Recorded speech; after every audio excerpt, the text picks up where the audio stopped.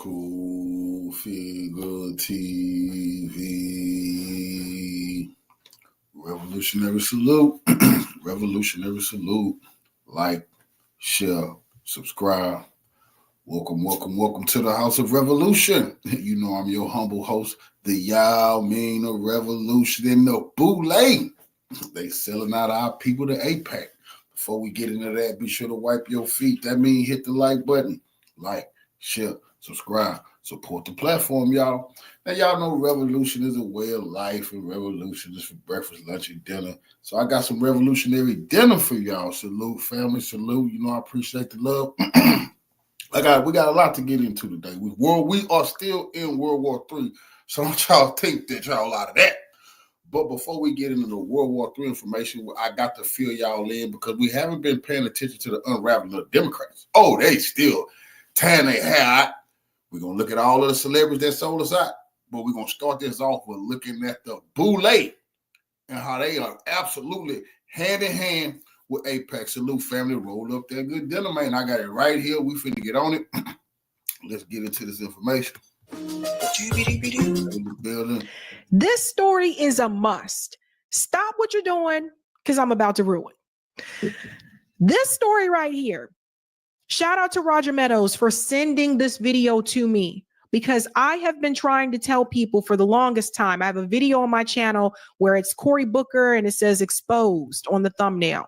I have been warning people about Black politicians working, hand in hand with AIPAC, with Israel, while choosing to prioritize Israel and AIPAC and not prioritize the Black community. I have been trying to get people to pay attention, and specifically to the Congressional Black Caucus. The Congressional Black Caucus is not helping the Black community. The Congressional Black Caucus has been helping Israel. They've been helping AIPAC. They will help anybody but us. But they are bought and paid for by AIPAC. So once you understand this, and once you see this video, you will understand why nothing is getting done for the Black community. They're not passing any bills for the Black community. That so-called reparations bill that people keep asking Jim Clyburn about, which actually isn't real reparations, there is a reason why they are not moving on these pieces of legislation. They don't intend to. They exist there in Congress only for symbolic reasons and for you to think that you have representation when you do not. Friend of the show, Roger Meadows, sent this to me. This was on Phil Scott's show. I don't know if you guys follow Phil Scott. If not, you should check him out. We don't agree on everything, but we agree on enough. I want you to hear what AIPAC says here about the Black politicians that they not only recruit, but they also seek out. I warned you, they were looking for people not just in college, but also when they are in high school. They start early. Listen to what they say. So I think you know that AIPAC is both a grassroots organization. For us, why? I'm sorry, guys. I don't know why this video. I did that. Here we go. And also a leadership empowerment organization. So a particular concern to us are not African Americans, but those African Americans. Let's go down and cue this up real quick. Let me go find the clip. Okay, all right. So let's go and cue this up. Listen closely. So I think you know that AIPAC is both a grassroots organization and also a leadership empowerment organization. So a particular concern to us are not African Americans, but those African Americans that will be part of the Congressional Black Caucus. Pause. So here is AIPAC letting you know that they're not really interested in what Black people need. They're not interested in the Black community. They're not interested in these African.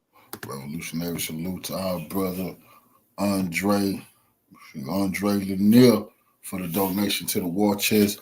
Revolution is a way of life. I absolutely appreciate the love, family. Salute to you. African Americans. But what they're interested in is recruiting Black Americans that will be a part of the Congressional Black Caucus. Does anyone not find that to be problematic?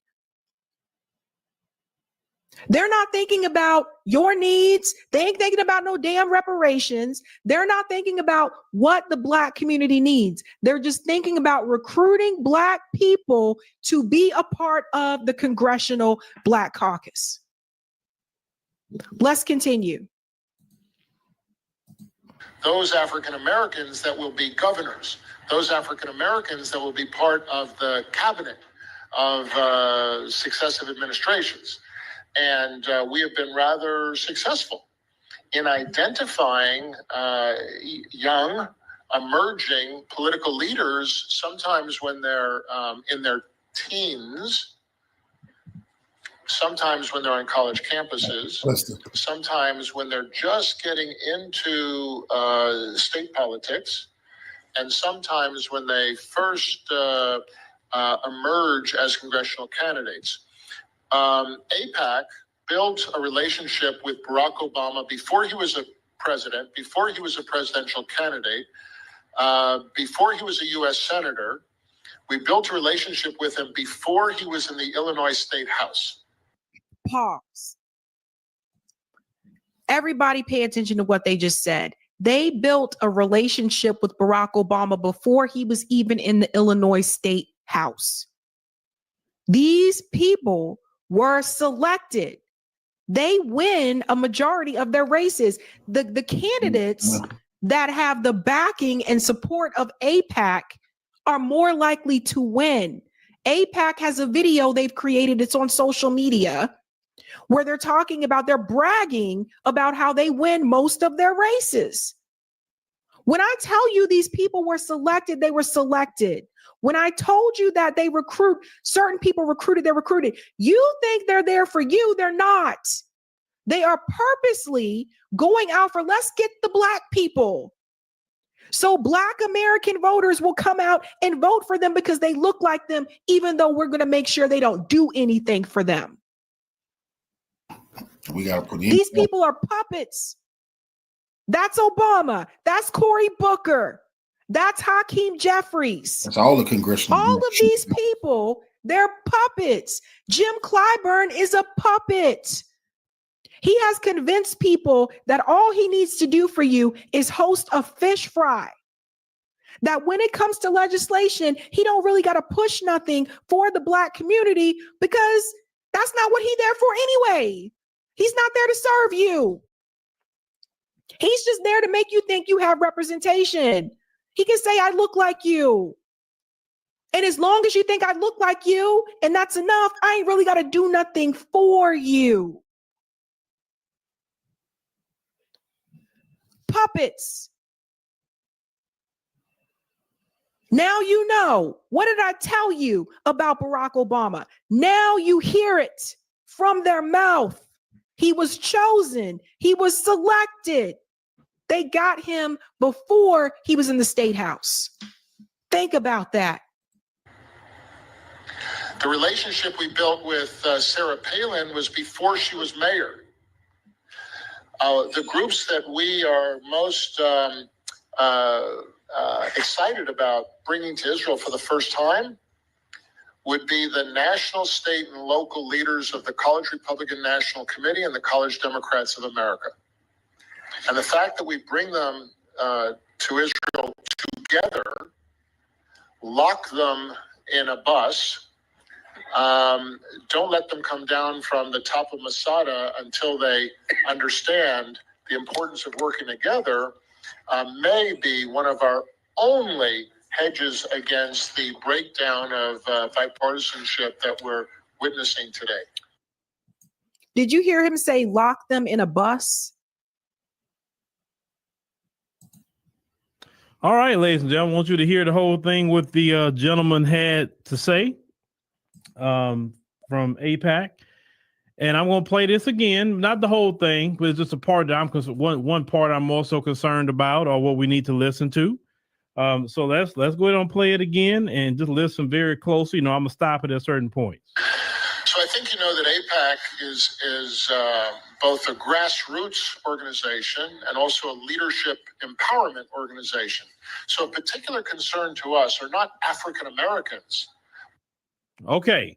So he said, listen, our concern isn't the Black community and what they got going on. He clearly said that. They're not worried about us whatsoever. I want to make sure we putting that out there. They're not worried about us as a group. But as you continue to hear, what they are concerned about is make sure they can spot and cherry pick those among us that's going to be in any kind of political leadership. Why is that? Why get to them young? Why get to them before they actually get really developed politically? The thing is they have to try to, the best thing they all do, it's not just AIPAC, it's all of them. They have to separate. Now I want you to pay attention to that, because if they are confessing that they target our people young, then you got to know about the Israeli honey trap, how they get politicians with the sexual deviance. It's called the honey trap. They put what you just can't resist next to you. Now imagine what they doing to these kids. These kids ain't never seen it before. They'll never see it coming.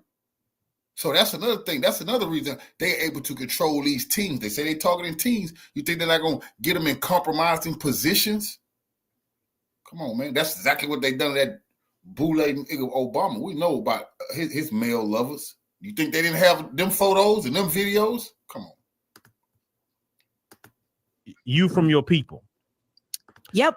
Because if you can't take a politician that come from the grassroots and say, nah, bro, I'm fighting for my community. The Democrat Party would never put money behind anybody who's going to fight for Black people. Does everybody hear that? These are lessons to take home with you. Write this down. This is a little bit of homework. This is why you don't see a lot of the Black activists running for office. This is why. They will never let you get through. They'll never let you. Who's the young woman in Congress, the young Black woman that is on everybody's show, and she called MTG the bleach blonde baby or whatever? Did she call her like bleach blonde? Was it Jasmine Crockett or whatever? Okay. Where you think she came from? You think they don't have a hold of her too? These people didn't just appear out of nowhere. I told you, Hakeem Jeffries was losing to Charles Barron. He was losing to Charles Barron, a Black Panther. Next thing you know, Charles Barron gets the smear thrown towards him.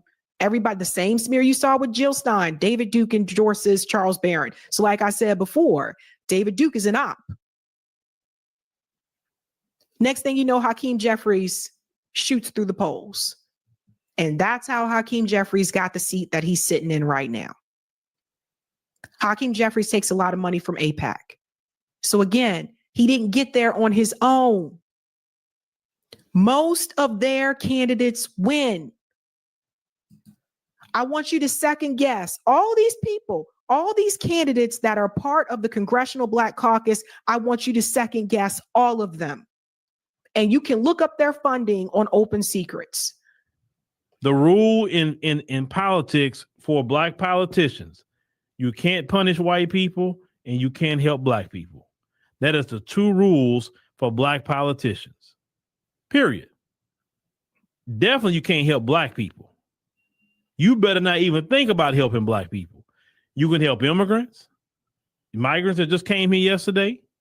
You can do something for LGBT. You can do something for anybody you want to. And I'm going to even say, you can't even do a whole lot for Black immigrants either. Maybe you can give them a little bit, but you better not be really giving them resources like them Venezuelans been getting.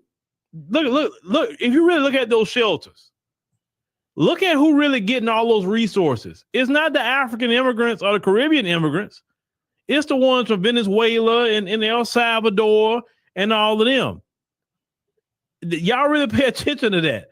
It's not the black immigrants getting all those resources from the Democrats. But let me go ahead and continue this. But those African Americans that will be part of the Congressional Black Caucus, those African Americans that will be governors, those African Americans that will be part of the cabinet of successive administrations. And we have been rather successful in identifying young, emerging political leaders, sometimes when they're in their teens. Sometimes when they're in their teens. This is what I'm trying to tell you. Most of these people did not get there by accident. They didn't just wake up one day and say, hey, I think I might want to run for office. They've been recruited. Most of them have been recruited. They are able to identify them when they're teenagers. So they're going after, if you're parents, they're going after your kids. They're going after them when they're identifying them when they're in high school. Sometimes when they're on college campuses. All right. So he talked about your Congressional Black Caucus, how they want to know who's going to be in the Congressional Black Caucus, and definitely they want to focus on the people that's still there right now. Okay, that's their focus. That's who they want to work on. Now, we know the Congressional Black Caucus is an entity that has not done a freaking thing, and not to say another word, for Black America. They haven't done a thing. They have not advocated for a bill for Black Americans. They haven't said, hey, we're not voting on a single bill in Congress unless you put up this anti-Black hate crime bill. They never said we're going to protest any other bill you have if you don't do something about reparations. They won't even come out as a group talking about reparations. They won't say a word about reparations at all. Nope. They are the most do-nothing group that we see. But we'll see the Congressional Black Caucus talking about what AIPAC want them to talk about. We'll see the Congressional Black Caucus talking about immigrants. You're going to see the Congressional Black Caucus speaking against Trump and mass deportations. Watch. Because they were doing that the last time when Trump was in office.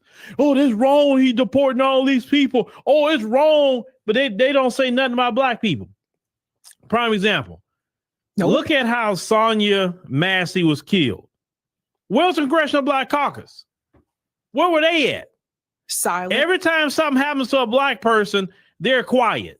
They don't say anything. They got this big group of do-nothing Black politicians who are only there to keep the status quo. What's the status quo? Keeping Black people at the bottom and the folks at the top. Everybody write that down and take that with you. The reason why the Clyburns, the Hakeem Jeffries, those that are part of the Congressional Black Caucus, the Cory Bookers, the reason why they got where they are is part of it because AIPAC already sought them out, but also because they maintain the status quo. This is important, guys. This is why I tell you, liberals protect the status quo. Liberals want a little bit of reform, but they want the system to not be destroyed. They don't want you to burn down the house. They don't want, and some of this will tell you this too. As much as they say we need criminal justice reform, many of them don't even really want police full accountability. These are the kind of things that are said in private. So their idea of criminal justice reform was let's give them body cams, but many of them ain't really trying to rock the boat. They're not trying to dismantle the system. They want the system to remain the same, but they want a couple of reforms. So they don't want to tear something down and build something new. This is why someone like a Fred Hampton, this is why someone like a Malcolm X wouldn't have been able to make it into Congress.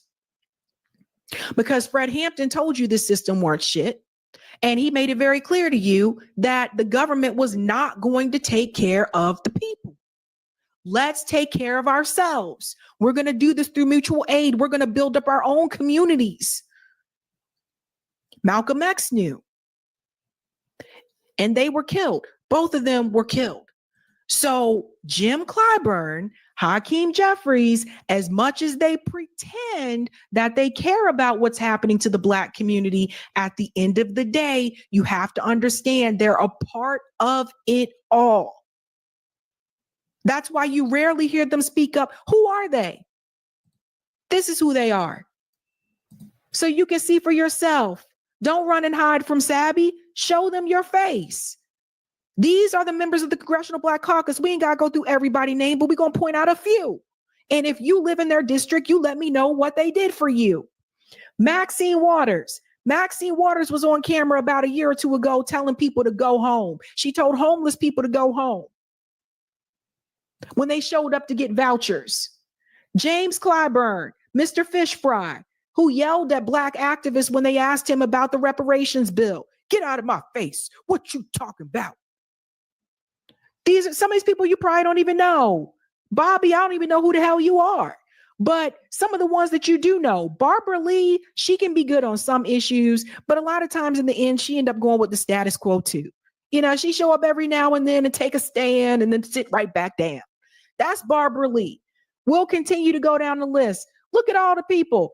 Hakeem Jeffries, the greatest bougie ass kissing token of them all. Hakeem Jeffries knows better. Hakeem Jeffries knows about radicalism. He knows that the Black community is obviously underserved and needs a lot of things, but you rarely hear Hakeem Jeffries talk about it. Every time I see Hakeem Jeffries in an interview, how often do you hear him talking about, here's what we can do to help the Black community? How often? And I'm not talking about that little sit down that he had with Jamal Bowman about let's make hip hop a holiday. Hakeem Jeffries is there to virtue signal too. Don't get it twisted. Don't think that just because he has the same complexion that he's there fighting for the Black community. He's not. Hip hop day. Get out of here. You got Frederica S. Wilson. She's another one that has greatly taken advantage of Black people. And some of you are wondering, how do they continue to win? You know how they win? Because most Black people don't vote. You know how they win? White liberals. So I'm gonna need for you to tell the white liberals, if you live in their districts, the white liberals in those districts, I'm gonna need for you guys to let them know, why are you supporting these people when they are not helping the Black community? White people, I'm gonna say something to you too. If you're white and you live in their district and you've been supporting them, stop supporting them. Oh, well, what is happening here? That's how they get in. It's the same thing with Jim Clyburn. Jim Clyburn ain't winning because he's doing a great job. Black people ain't rushing out to vote for him. Marcel Dixon told you he'd been on this show multiple times. And Marcel Dixon let you know that it's white liberals who are coming out to support Jim Clyburn. So we got to talk to everybody. We can't just talk to other Black people. We got to talk to our white comrades as well and tell them they are not helping the Black community. Let's go on. Here's Cory Booker, the biggest sellout of them all, takes a lot of money from AIPAC. Him and Hakeem Jeffries take a lot. Cory Booker, Mr. I went to Stanford. I played. Now, Cory Booker will be the first one to let you know how his parents were discriminated against when they were trying to buy a house in New Jersey because of the color of their skin. He's told that story so many times. But how often is Cory Booker out there pushing legislation to help the Black community? Do not come back to me and say, well, he moved to Newark to live in the projects to help the people there. That was before he got into Congress, goddammit. Once he got into Congress, it was done. And I don't really care too much for people, cosplaying. Like, I don't really like people cosplaying poor, Like, Cory Booker was not poor. He grew up in a nice suburb in New Jersey. He went to Stanford, and then he decided, let me go move in the projects in Newark to show the people I can be one of them so that I can win. That's when he was local politicians. and they'll know that I'm one of them.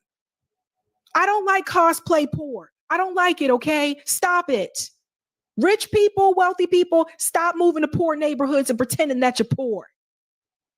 You move in and you jack up the damn price anyway. Get out of here. Stop cosplaying poor.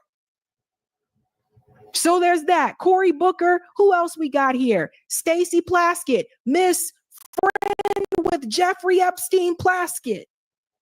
She also a part of the Congressional Black Caucus. What is she doing? What is she doing? What is she doing? The woman who took money from Epstein? Who are the people that are supposed to be representing the Black? Ayanna Pressley, don't even get me started.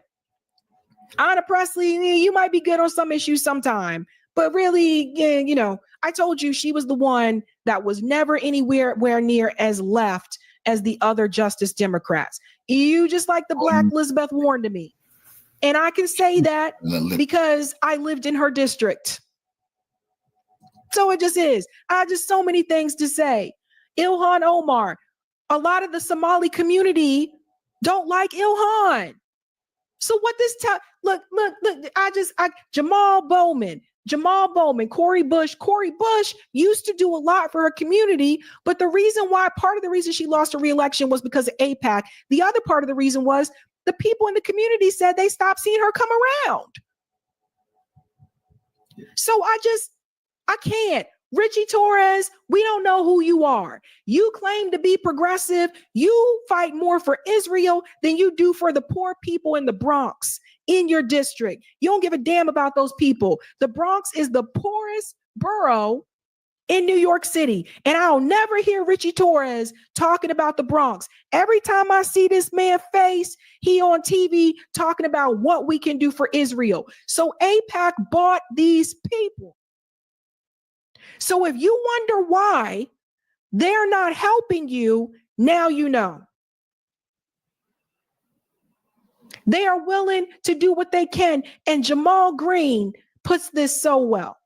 Jamal Green is trying to let you know the old guard has got to go. Clyburn needs to retire. Like a lot of these people, Clyburn, Barbara Lee, Frederica, all these people need to retire. Because you are not helping the Black community. And I'm not a politician, but I help through mutual aid. You're a politician. These guys have more followers on Twitter than I do. They have a bigger platform than I do. How come you never around? But when it's time for you to go up there and speak for Israel, you front and center. Front and center. Jamal Green puts it so well. I'm sorry, some of y'all not gonna like this video, but I gotta tell y'all the truth. The reason why Black people will continue suffering in this country is because we allow Black gatekeepers to act like they represent us and they don't move forward an agenda that actually represents us. You gotta understand that these folks that they paying, Oprah, Al Sharpton, Roland Martin, Jesse Jackson, they do not represent the communities of today and they must move aside. We can step back, we can respect their work, we can pay homage, we can do all that. But there's no reason why Black folks, while we're in a state of emergency, we have the lowest amount of wealth in this country, the lowest amount of homeowners in this country, the most illiterate children on the data sheet, the dying at number one in mostly all of the chronic diseases in this country. We are at war, and we don't have time to keep on allowing these Black gatekeepers who won't pass the torch, the Black gatekeepers who act like they represent us and don't move forward a real agenda for us because they don't even know what we need. They don't come in our communities. They don't work in our communities. We need real people that are on the ground that actually get the support. Support the young business owners, the young activists, the young politicians, the young media people who actually can connect with the people of today. If we don't pass the damn torch and get rid of these old guard gatekeepers, and I'm not saying to be disrespectful, I'm just letting you know that their time has come to an end and we must have change. I agree with Jamal so well. They are holding a lot of people back. But again, they're there by design. I would like to know what Maxine Waters has done for people in her district all this time that she's been in Congress, especially since she told homeless people to go home. Pay attention to what is happening. Pollster Frank Luntz has done a number of interviews post-election. And on multiple interviews, he's asked, what do you think should be the next best strategy? And I noticed something that Frank Luntz has said. He said, I think the Democratic Party should go with someone like Cory Booker. Cory Booker, he even said he thinks Cory Booker can beat Donald Trump. Cory Booker can't beat Donald Trump. I listened to Cory Booker's speech in New Hampshire in 2020 when he was running through the Democrat primary back then. Cory Booker was so damn fake. 2, I thought his eyes was going to jump out of his head. 3, there was an older gentleman in the audience who said, you sound just like Barack Obama. You're seeing some of the same things that Barack Obama said when he came here and he stood in front of us too. In other words, the man was trying to let him know he was fake. Fake it and fake. There's nothing that comes out of Cory Booker's mouth that I trust. I don't trust his eyes either. So there's that. Why would Frank Luntz say it should be Cory Booker? He should be the leader of the party. He can beat Trump. Cory Booker can't beat Trump. But why would he pick Cory Booker? Why would he name him? Because Cory Booker is an AIPAC puppet. And according to Max Blumenthal, so is Frank Luntz. Pay attention to who is recommended and then look them up on Open Secrets and see if they're taking money from AIPAC. The Congressional Black Caucus is a joke. They don't do anything for us. And some of these, like Jamal said, some of these old tired heads need to retire and they need to step aside and they need to let younger people and younger energy that are not bought and that are part of the grassroots take the lead. Hey guys, this was a savvy clip. If you like what you saw,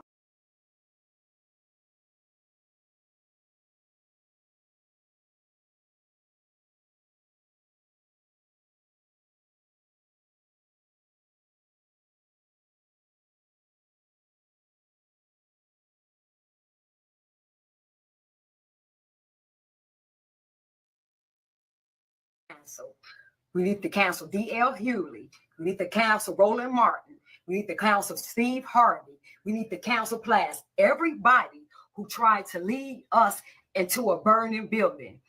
We're Chicago Red. We are all over the media, all over everywhere. See, this is what we are going through, telling our story. Jessica Jackson telling how the Democrat Party is stealing people property. Zoe Lee, time and time again, we have been on every council meeting talking about showing how the Democrat Party, especially in Chicago, is stealing Black people property, how they're putting all these illegals in our neighborhood, pushing us out of our homes and giving them all the resources, all on the backs of trying to tax us. We didn't vote for these people, but we have to suffer the consequences of people who vote just blue no matter who. We got to suffer the consequences of their actions and their uneducated actions because they choose to use identity politics and because they choose to use race to get people in office, all while knowing that they're not qualified and knowing that this is going to be the detriment to the Black community. Now, Roland Martin prides himself on being a Black journalist and having a Black news, a Black journalist and whatever, a media company, Black media company. D.L. Hughley prides himself on, being a Black man with a Black radio. Steve Harvey. Now, Chicago Flips Red have been in the meetings. We have been going, everybody has been going viral from just us going and showing what we are going through.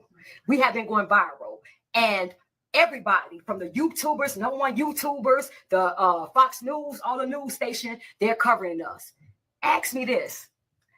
You all don't find it strange that not one, Roland Martin, you on YouTube, not one of these people have asked Chicago Flips Red to come and talk about what's going on. We are Black people talking about Black issues, talking about what's really going on in our neighborhood, talking about everything we are going through far as being taxed out of our homes are being taken, stolen, and they're putting illegals all in our neighborhood, pushing us out. This is what we have been screaming. This is what we are shouting on the rooftop. This is what we are fighting for. We have an idiot Mohawk wearing Mayor Brandon Johnson who don't care. Yes, he's black and he's a Democrat. And he don't care nothing. He's a dictator. He don't listen to the people. He don't care what the people want. All while raising our taxes, trying to raise our taxes, advocating, pushing, trying to raise our taxes. Hey, welcome back to the channel. It's your man Wise Man, and this lady is cooking. Now, on this channel, we've covered what's going on out in Chicago. You have a lot of brothers and sisters out there from the South Side, from the West Side, working towards flipping Chicago red. And she's absolutely right. They went from bad to worse. They went from Lori Lightfoot, I'm sorry, to Brandon Johnson. And they thought they were getting better. They got dramatically worse with this guy. I don't know if you guys heard it, but he's trying to raise property tax, you know, like $350 million out there in the Chicagoland area. It is absolutely ridiculous. They've moved these, illegal migrants. They've moved these people into their communities, in the South Side, in the West Side. I've heard situations where these folks are buying buildings with the money that's been gifted to them by the Democrat Party. And the thing is that I'm glad to see sisters like her, some of the other brothers and sisters that speak at those city council meetings, Jessica Jackson being one of them. We've premiered on this channel a couple times. I'm glad to see people starting to wake up. The crazy thing is that this is something that is happening across the country in liberal-led cities. They put a black face in the front to push their idiotic agenda, because they know that if you go at a Brandon Johnson, if you go at, a Brandon Scott out in Baltimore City, if you go at a Mayor Eric Adams, what they'll do is they'll say you're racist for going after these people, irregardless of the fact that their policies suck. Their policies suck, but they know that, hey, we can shield ourselves with a black person, because if you go at them, then we'll just call you racist because you're going after this black person, male or female. It's flat out ridiculous, man. And I'm so sick and tired of the games that these people are playing. Think about this, man. Congressional Black Caucus been in existence for a long time on the federal level, and they've done absolutely nothing for black people.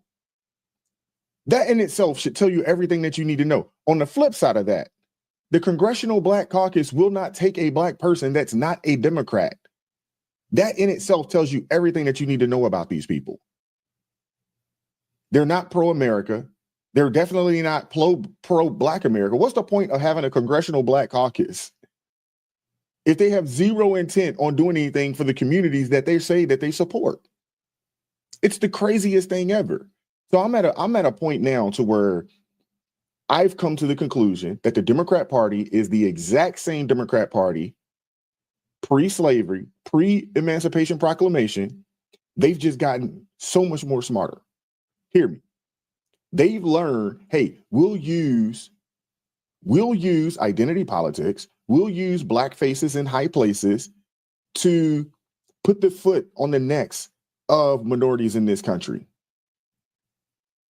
And we've seen it from one city to the next.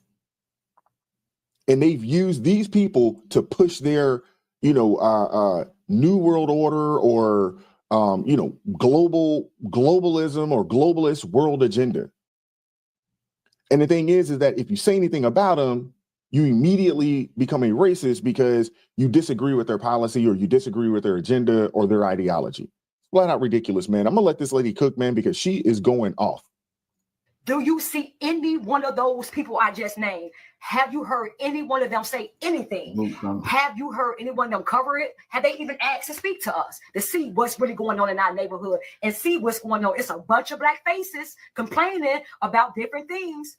Why they're not interested? They don't care. That's why. It's not a part of their agenda. These people get in office on the backs of black people and then push the agenda that their corporate donors and their overlords want them to push. That's pretty much what it is. That's pretty much what's going on. You are so pro-black and you're into the black media and all that. You're for the black people. Why ain't none of y'all interested in what's really happening to the black community? And that's because they're not pro-black. They are pro-Democrat. And that's a difference. And to be honest with you, I don't even think we live in a day and age when you should be quote unquote pro-black. I think we need to be pro-Americans, because you got one party that's prioritizing others over American citizens. So we're at a point now to where it's not even a separation between the races of people. It's American citizens versus the others. That's pretty much where we are right now. But the Democrats, they want to keep us isolated and divided so they can continue to manipulate us and play these games with us while they continue to further their agenda. And thankfully, a lot of Americans are starting to wake up. Now, you still have a whole bunch of people stuck in this victimhood mentality. Oh, the black person or black man, black woman, like we seen last week with Jasmine Crockett and all these folks on there grandstanding and gaslighting. You know what I'm saying? But a lot of us are starting to wake up and realize that these people do not mean you any good. And I'm glad to see it. It's really happening to black people. Everybody covering it, everybody showing it, trying to shine a light. But no, the black media, the so-called black people who pushed us hard to vote for Kamala, they silenced. They haven't said anything. They haven't even covered it. They haven't even talked about it. Y'all don't find that suspicious? Y'all don't find that? Just hold on. These are black people. All these are black people having real black issues, going through these going through these things in a black neighborhood. These are people who not on welfare. These people are working class, people who own their homes and they have been stolen and taken. And you mean to tell me everybody is covering this? They are all on social media, all on X, everywhere. And you mean to tell me you all won't talk about it, won't even cover it, won't even mention it? This is what I'm telling you. They do not care about black people. They get paid to sell you out. Yep. They know that the Democrat is not in the best interest of black people. They know this, but they don't care about you. Only thing they care about is keep getting their bed, so they can take their kids and they can be and their family can be in those gated communities. Their family can go to those schools that the white kids that they tell you is racist that go to. The white people that they tell you is racist, half of them live around them. Yep. They kids go to school with those white. Not even half of them. Large majority of them. Racist people. Their kids marry half of those white racist people. So the people that they keep telling you don't want you and don't vote for them and they don't care anything about you, they live around them. Their kids go to school with them. They go to the parties with them. They marry them. So this is what these people are. This is who they are. They don't care about black people. They only care about getting paid. Using the black struggle or the black plight. They don't care. If they did, they would be saying, hey, what's going on with y'all? Why y'all doing that to our black community? What's going on? Our black people down there talking. Hey, let's come shine a light on what's going on. Crickets. They don't care. So this is what we need to do. Not only are we putting the Democrat Party in a timeout and in a corner for about 20 to 30 years, these sellout people, we need to put them in a corner and time out for about 20 or 30 years until they realize, don't you ever play with the American citizens and don't you ever play with the black citizens. Until you tell the truth, until you cover things that's really happening with black people and in the black community, if you don't want to say nothing because you don't want to say, then shut up.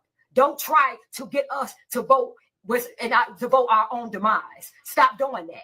That's who we need to cancel. The Joy Reids, the Roland Martins, the Steve Harveys, the D.L. Hugleys, the class, cancel. Until y'all stop leading black people into a burning building when y'all know that this is not good for us. This is what we own, y'all. This is what we need to do. Wow. Shout out to that sister there, man. She went slap off. Let me know what you think in the comment section. I know I said a lot through this video.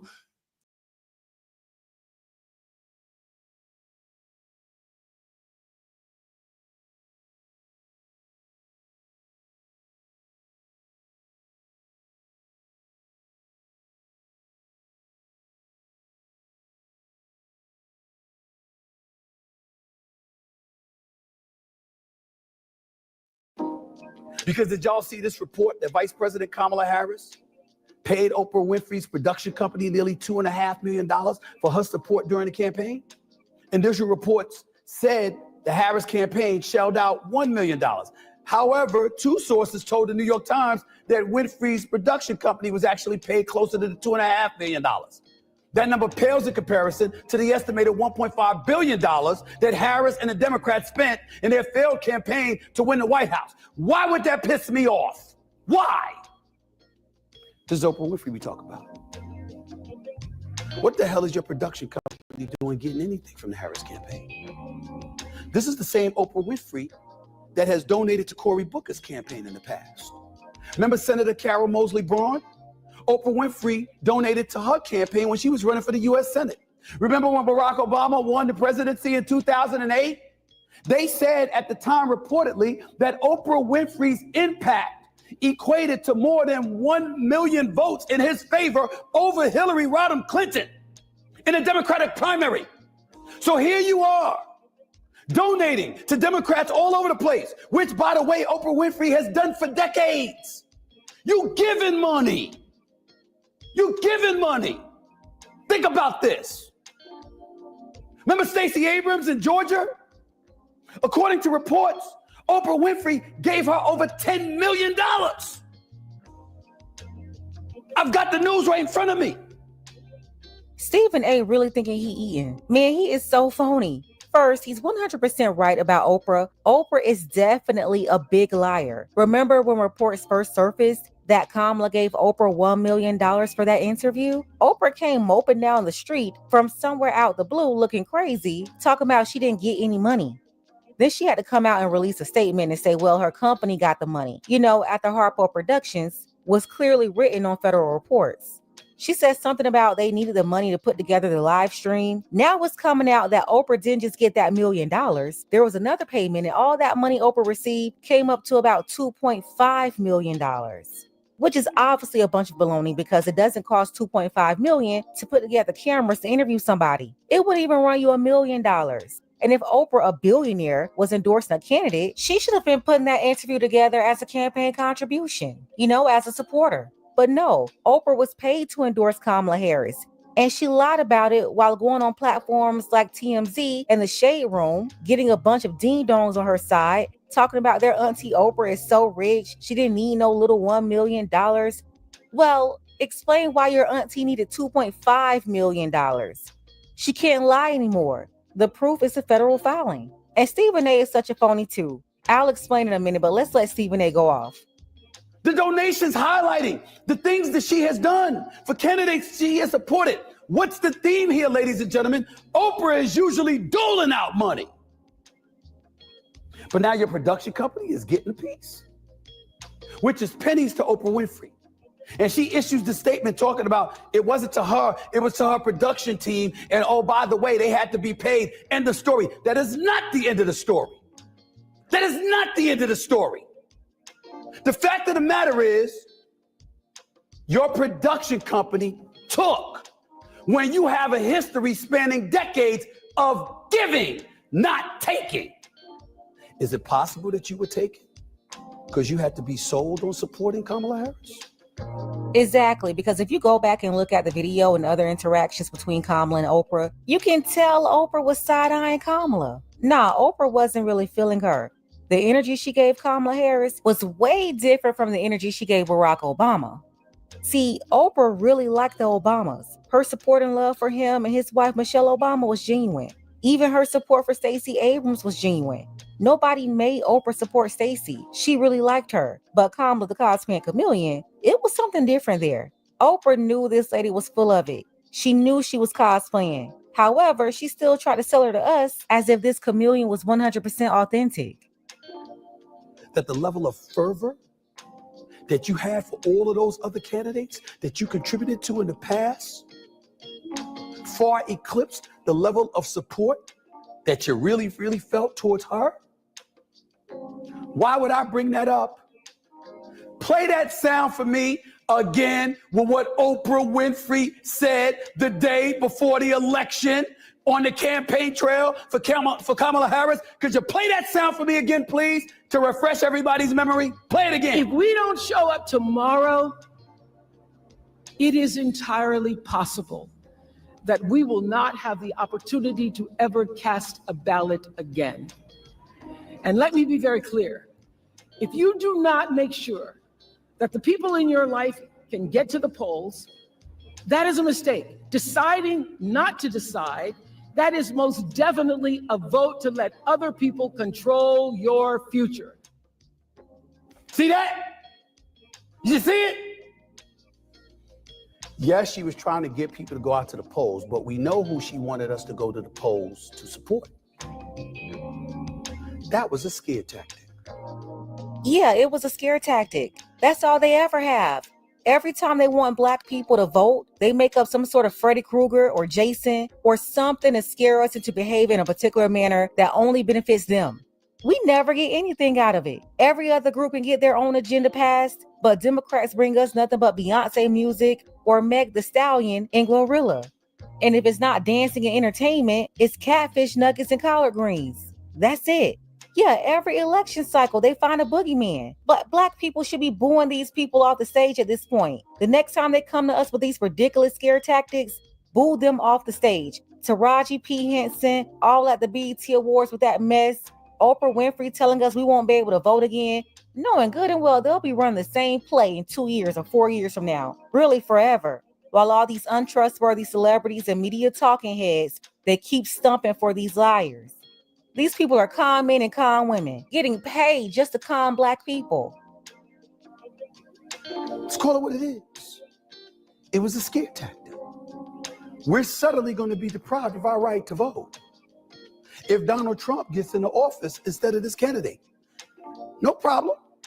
Sounds like a very fervent, passionate argument in favor of Kamala Harris.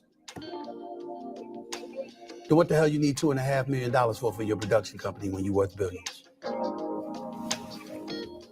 Take your time, I'll wait. You see, bullshit is bullshit. I'm not in any way questioning the contributions that Oprah Winfrey has made to the Black community, to Black people, to our society as a whole. She is the epitome of the American dream. She is marvelous. The problem was she tried to convince us somebody else was marvelous without taking into consideration how her actions would look once we got a hold of this information. Which now brings into question, how marvelous did you really think Kamala Harris was? That's why people have a problem trusting not just politicians, but celebrities who come out in the open to support them. And talking heads in the media like you, willing to ride any wave you can jump on, because Stephen A. was supporting Kamala Harris too. She went about 2 months without any policies on her website, no plan at all. And Stephen A. says she already had his vote. So Stephen A. is being really phony right now, trying to call out Oprah getting money when his friend Roland Martin was paid money too. $350,000 that Kamala threw down the drain so Roland can wobble down the Popeyes. Around there eating up all them people chicken, mashed potatoes, and butter biscuits. Yeah, Stephen A. got all the smoke for Oprah, but none for Roland Martin, who also took money from her and did a softball interview. Literally paid to undermine Black people while acting like he was doing something for us. No, they all took money to fool Black people.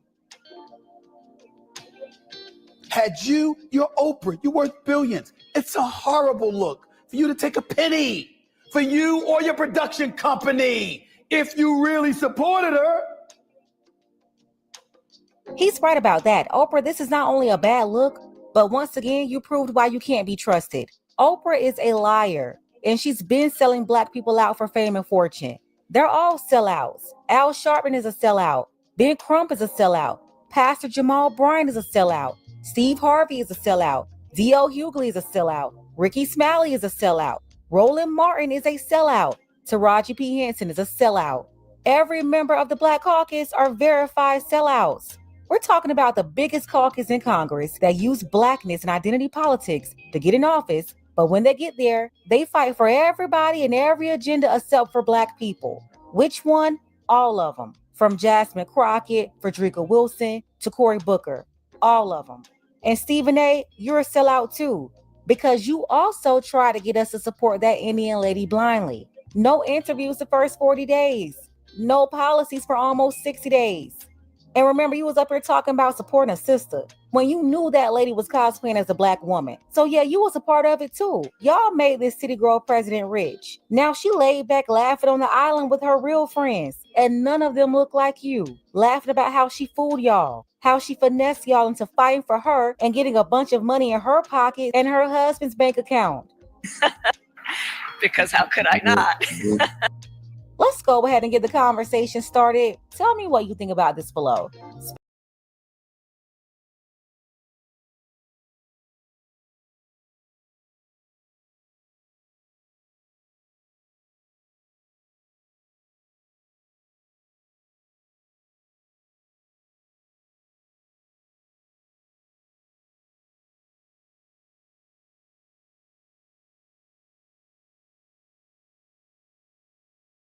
He's still crashing out about the election. This man went on X Space and, he's wishing some of the most horrible things, on, FBAs. And the reason why he's doing that, because his homegirl did not win the election. Now, if you heard some white folks saying this kind of crap, that what you're about to hear this man say, it'll be all over the news. They would say, oh, something got to be done. Who does this person work for? Whatever the case may be. Let's go ahead and check this out. And again, I will tell you, if your Black commander get lynched in one of them bushes back there, you voted for it. You deserve it. If that's what happened. If they take them rednecks because of you. So Luther Campbell is saying that because some of you either chose a couch, because some of you decided to vote for President Trump, you deserve for, racists, the Klan, whoever else to lynch you. This is what this man is saying. This man is definitely unhinged. I mean, obviously, right? It doesn't take much to figure that part out. But this is how the Democrats really feel about Black people. I told y'all, the Democrats don't like Black people. Because the moment we don't do what the Democrats say we should be doing, this is how they respond. Even these so-called Black Democrats.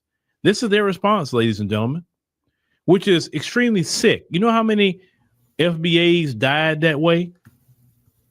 And this man gonna sit up here and say this. See, clown like the pervert Uncle Luke, who was Diddy for Diddy. He need to watch his mouth. I don't want to sit here and hoop and holler.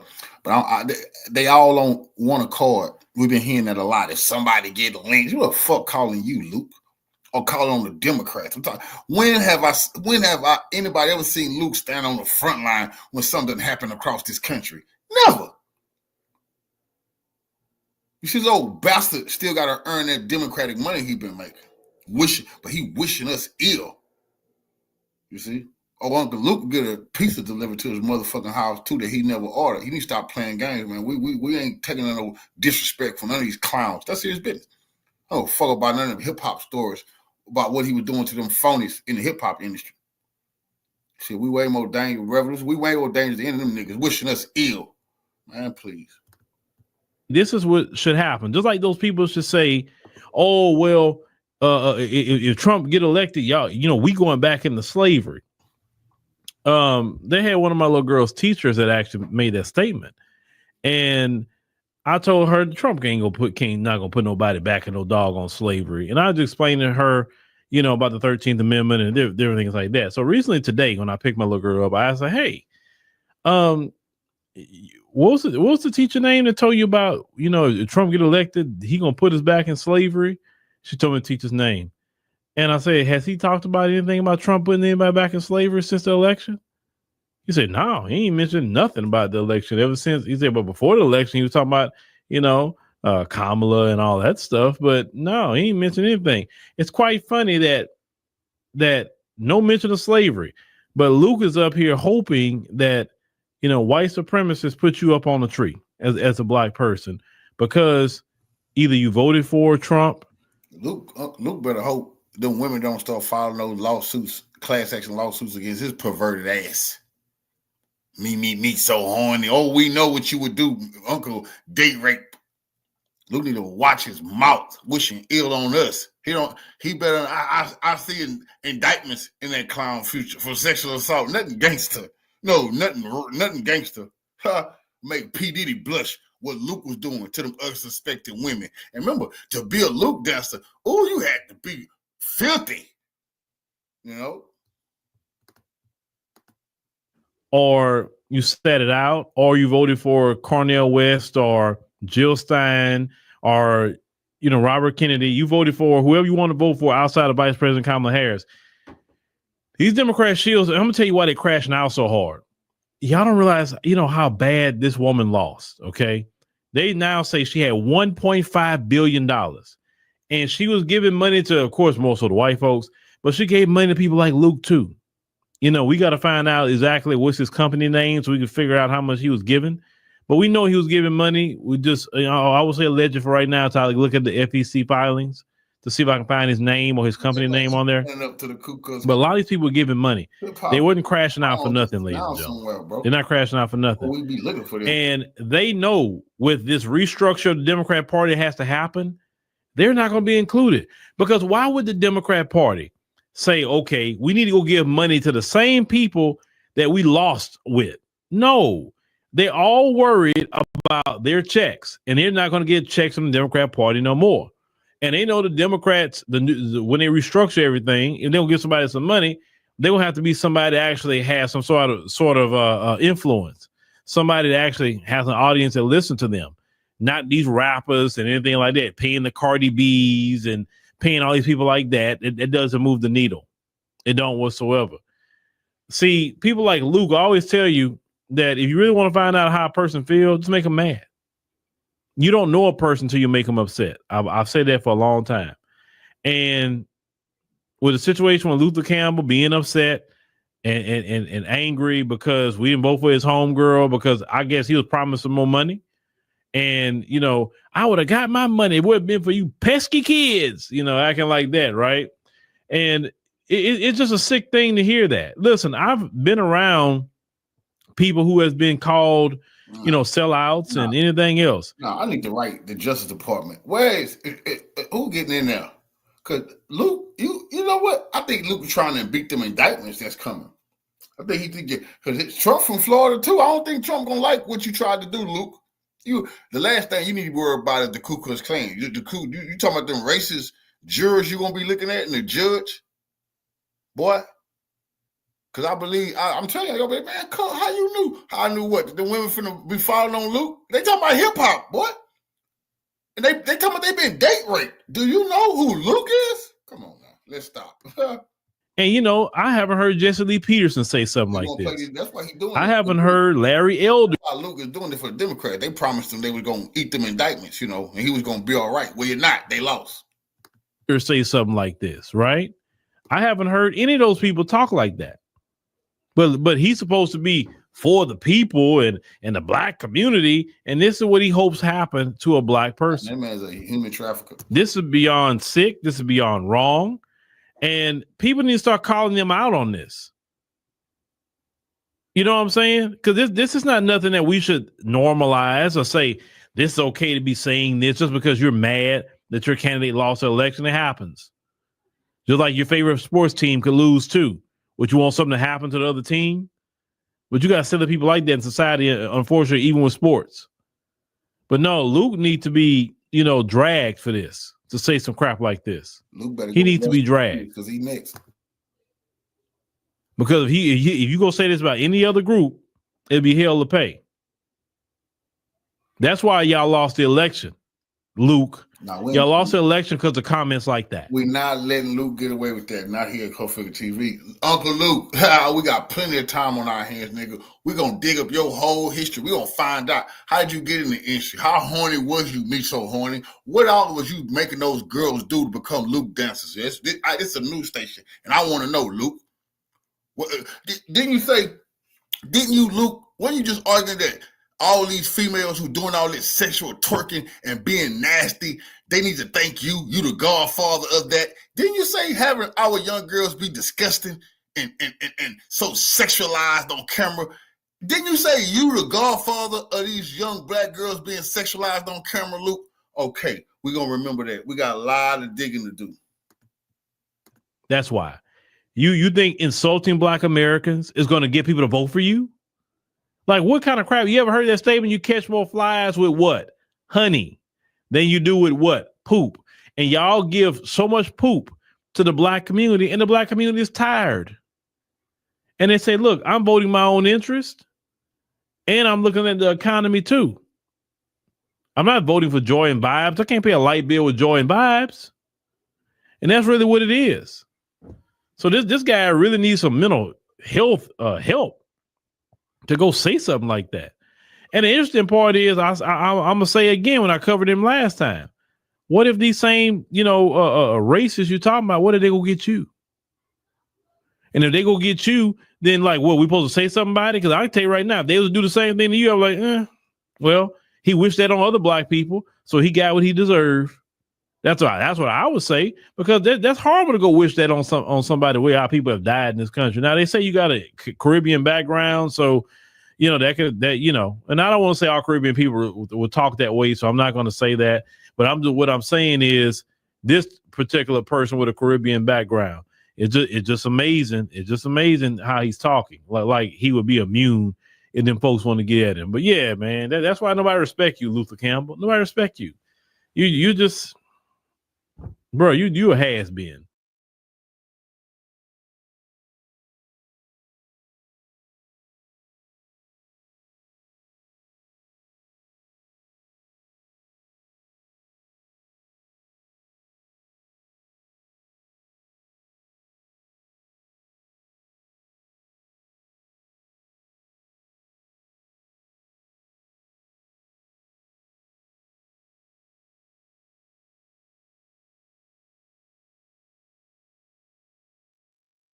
Next on deck with Tim Black. Conservatives were really pushing against these NFL players to get them to stop talking about politics. But then, you fast forward to today, and people are having a little fun with the Trump dance. Now, the Trump dance is it's weird, it's new. Oh, Nazi. Oh, Dante. But actually, it hasn't even started yet, but people are very butthurt. And you're going to hear me use the word butthurt a lot tonight. They're very butthurt because, well, they didn't expect this. So I've cooked up a little segment called Butthurtedness. Butthurtedness.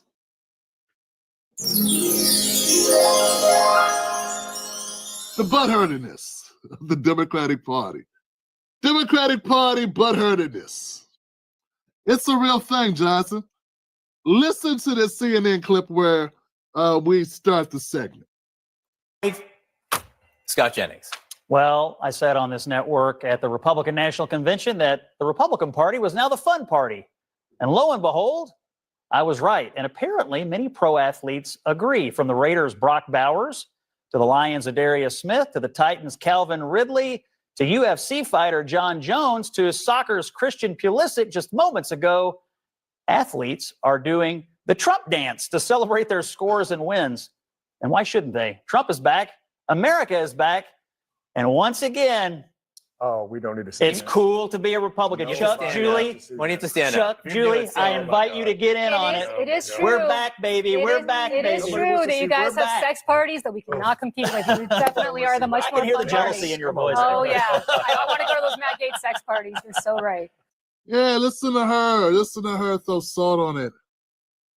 I wonder how many Republicans were going to the P. Diddy parties. Yeah, I wonder how many Democrats were at the Diddy parties.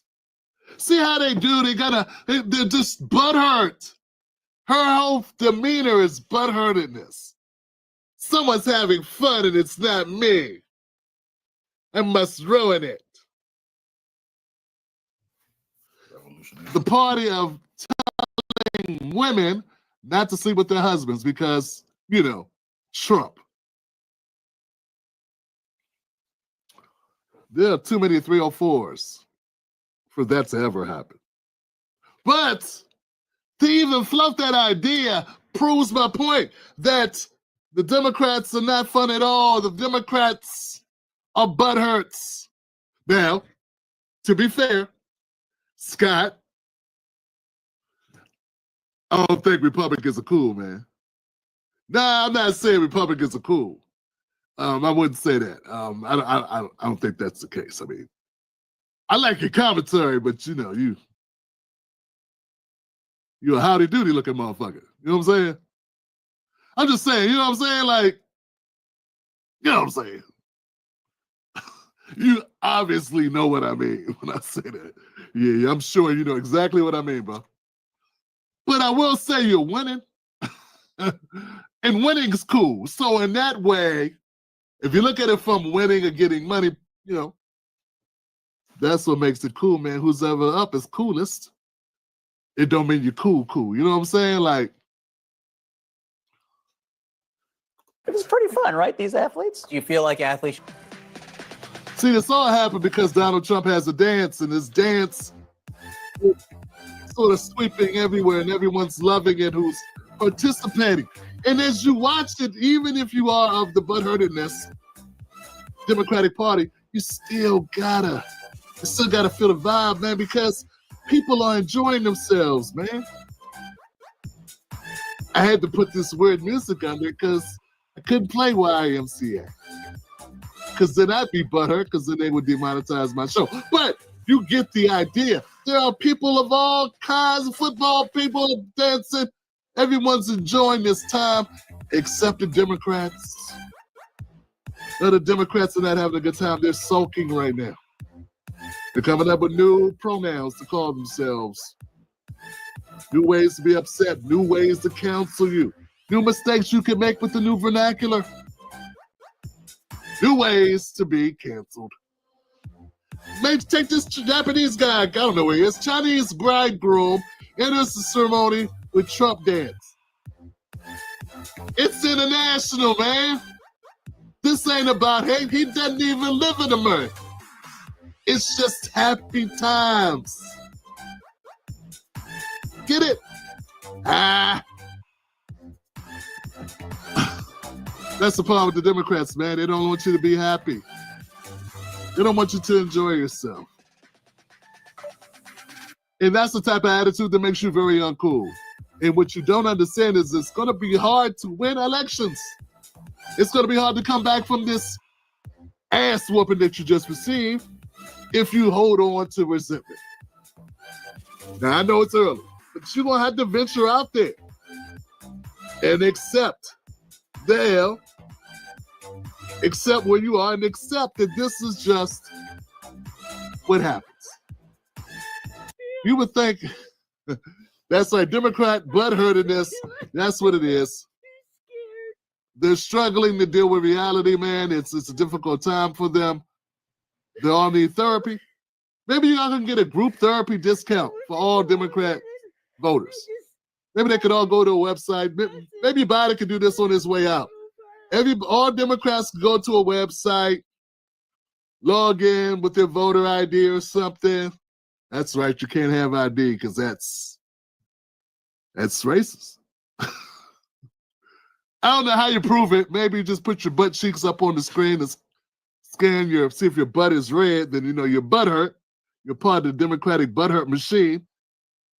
And then you can go get free therapy at, I don't know, one of these places, one of these online therapy sessions. You know, sort of like the Kamala Zoom meetings. You had white guys that suck for Kamala. You know, women who are delusional for Kamala. Whatever those, I forget the names of those groups. Wow, they were really making a stand for themselves. I can't remember what their names were now, but it was a lot of groups on Zoom, right? I don't know. Butthurt Democrats for Kamala. Anyway, now you can get a group rate. You can get a group rate on some type of, being able to, get Prozac or any type of antidepressant medications you might need in order to get through the week. a security blanket, a security dog, some form of massage masseuse, a clown to walk around and tickle you. Hey, it's not so bad. It's not so bad. Smile. Turn that frown upside down. You know? I'm not sure people are losing their minds over players doing the Trump dance on the field. It's fine. But they did lose their minds when NFL players like Colin Kaepernick did not take a political stance, but took a social justice stance. There's a distinction between those two things. Yeah, that's right, Johnson. Abby Phillip, the crusher of dreams. Yeah, she wants to compare people dancing after scoring touchdowns to Colin Kaepernick. Yeah, because those two things are exactly the same thing. I mean, those are political statements. It wasn't like Colin Kaepernick took a knee every time somebody black got beat up by a cop. No, he just did it during the flag, which is why it became like a thing, because it's like the opposite of what they expect you to do. It was like a direct thing towards the flag. But this is not about the flag. This is the same thing.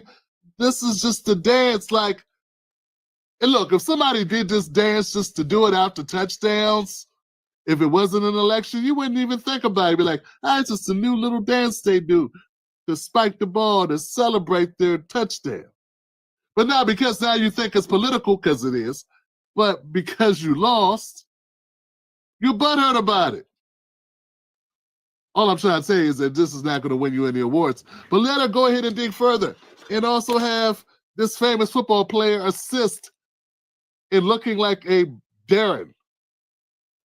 It is interesting that there's been this big turnaround, it seems. Yeah, it is. You know, you look at all the times that any player was kneeling or anything, you know, they all had this kind of conviction within themselves that this is what I believe, this is what I'm going to do. They articulated it very well to the media, starting with Colin Kaepernick. And you saw the video where a lot of the media, the conservative media and conservatives were really pushing against these NFL players to get them to stop talking about politics. But then, you know, you fast forward to today and people having a little fun with the Trump dance. Now, the Trump dance is it's weird, it's new. Oh, Nazi. Oh, Dante. You drank the Democrat Kool-Aid. See, that's when you know someone's really just a hack. Dante, you're a hack now, brother. Because the only reason why you said weird is because that's what the Democrats have sanctioned it to be called. You just want to fall in line with the Democratic Party. If this is what I have, this is the problem I have with a lot of their operatives. Like, it's one thing if we have a genuine disagreement about policy. It's even different if we have a genuine disagreement about the culture, right? But when it's obvious that you ain't doing that for me carrying water for a party like the Democratic Party, that's when things get bad. You know, because you're not even operating within your own principles or ethics or even thoughts. You are riding a train. And that makes you a lame. It makes you lame because you can't even come up with your own reasons for being upset about the dance other than to repeat talking points from the Democratic Party, man. So really, are you upset, Dante? Are you really concerned? Is this really a problem? Is it? How is it a problem? You were right there. You know it's just in fun. Of course, it's mocking. But isn't that what they do in sports all the time? Mock people. And any team can do it when they score. Anybody can do it when they win. It's a victory dance. Yeah, man. For the record, if you're watching this show, if you're new to the show, I'm not a Republican. Nor am I a Democrat. I'm just a person with common sense. You know, I've said this before, guys. Donald Trump he had 2 attempts against his life. And he comes back and he survives him. He comes back and he wins an election. after all those accounts, was it 42, 46? I don't know. They try to throw him in jail. He comes back and he wins. He not only wins the Electoral College, he wins the swing states. He wins the popular vote. He dominates in a way that we haven't seen in 40 years or so. It's what you call a mandate. And you don't think people will want to celebrate that? I mean, you'd be celebrating if Kamala won, wouldn't you? But I'm just saying, the fact that Trump got shot once, was about to be shot at by another guy, they were able to thwart that one. You would think there'd be some like, okay, you know? I mean, he's not the president of Russia. He's the president of the same country. This is something Cat Williams was trying to say. He's like, the other side's supposed to be not America. Right? That's how much we got it messed up. We treat people across the street like they are the enemy. It happened long before Trump won. This has been an ongoing thing, you know what I'm saying? And now the Democrats are talking about the enemy within, and Trump's the scary one. The point is, this is a lame like thing to be upset about. The victory dance, the Trump dance. Trump been doing that dance before he won. It just caught on and people started doing it. He did not invent the dance to mock you. He started doing the dance on the campaign trail because he was having joy. And I thought the Democrats were running on joy. What happened to joy? Looks like joy done left the building, baby. Just like everything else in Kamala Harris's campaign, it was bogus. It was a narrative. It was spun up. It was a bunch of words. It was a concoction, a strategy. It was not real. That's what it was. I'm disappointed in Dante. I really am, man. Does he realize he's overdressed and over-rehearsed? Ish, and it's ridiculous, so which also makes it trendy. Right? Yeah, it's like a TikTok dance. Yeah, it is, right. And so I don't think that's going to be something that players are going to be doing into next year. It's just kind of something new that players are doing, and they all when you make a play, you celebrate. You want to do something that's fun and trendy, and they're doing the Donald Trump dance because that's the fun and trendy thing right now. I don't think it's right to equate this Trump dance, which I agree with you, it's kind of a fun, trendy thing that's going on, with the overt political statements that some players were attempting to make, but then also these whole sort of cultural movements that were built around some of these players to try to force everyone else to participate in it. I see these things as totally different. I don't see these players necessarily participating in politics as much as they are just sort of participating in the current pop culture. I think they're two totally different things. And these players are not out there trying to browbeat their teammates into joining them if they don't want to.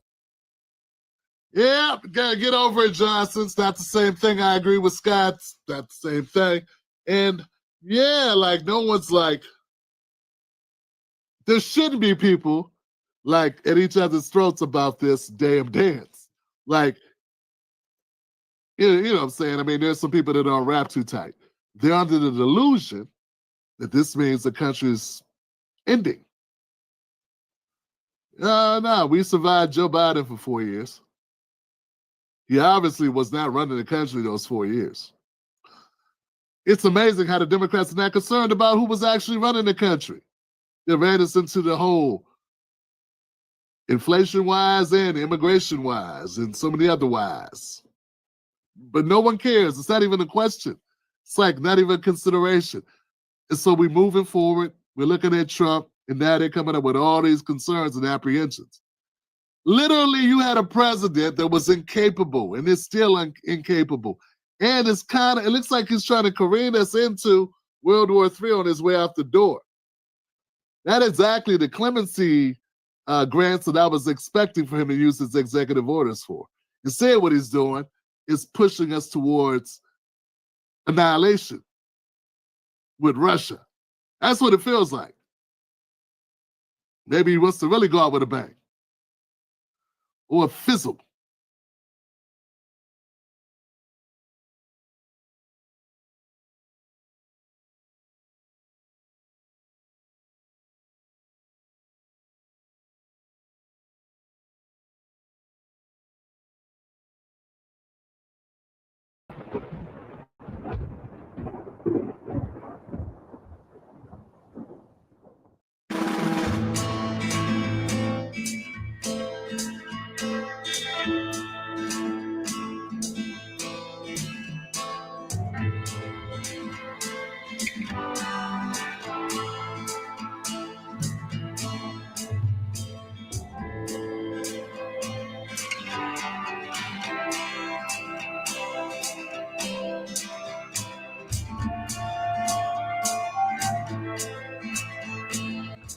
It has been 3 days since Russia for the first time used its latest hypersonic ballistic missile Orshnik against military targets in Ukraine. And with each new day, it becomes clear how this latest Russian missile finally destroyed the plans of the West regarding Ukraine. The fact is that the United States, Britain, and France allowed the Ukrainian army to fire ATACMS ballistic missiles and Storm Shadow cruise missiles deep into Russian territory for a reason. Washington, Paris, and London were sure that this decision would put Russia in an unfavorable military political situation.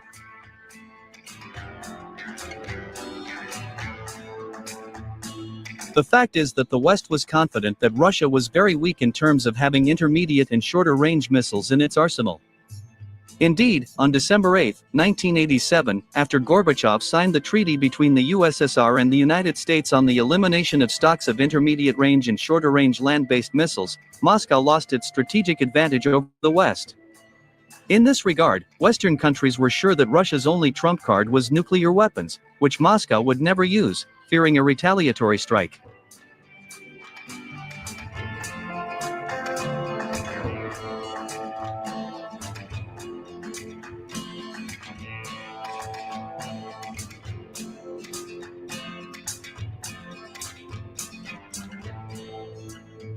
That is why all this time the West has so brazenly and unceremoniously crossed all the red lines of Russia. The United States, Britain, and France were confident that the shelling of Russian territory with the help of American ballistic missiles and Franco-British cruise missiles would force Russia to make concessions in the current conflict, and form a front line beneficial to Kiev before the talks with Moscow. However, on November 21, 2024, in the city of Dnipro, after the destruction of the weapons factory Yuzmash by the latest Russian hypersonic ballistic missile Orshnik, all the plans of the West collapsed like a house of cards. By showing the full power of the latest Russian missile, Vladimir Putin made it clear to the West that Russia has intermediate and shorter range missiles, which are much superior to Western samples in terms of their tactical and technical characteristics. My dear truth seekers, the latest Russian hypersonic ballistic missile Orshnik has really become a game-changer weapon.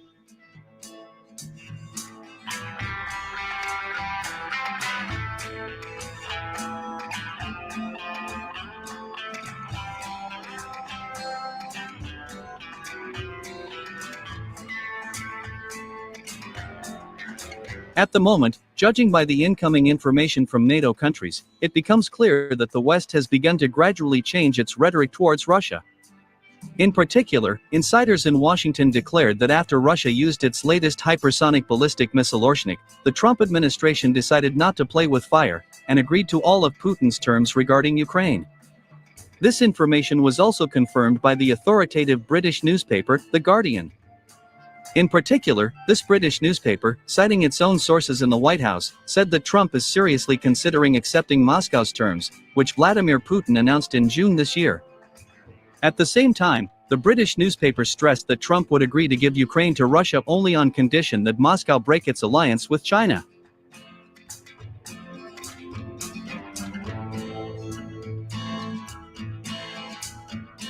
Well, my dear truth seekers, if you ask me, I would tell you that Vladimir Putin will never betray allied relations with China.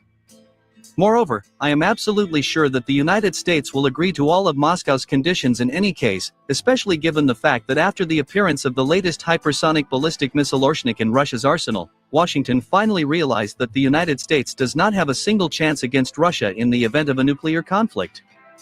The fact is that at the moment, there is not a single missile in the US arsenal that, in terms of its tactical and technical characteristics, could be on a par with Russian ballistic and nuclear missiles.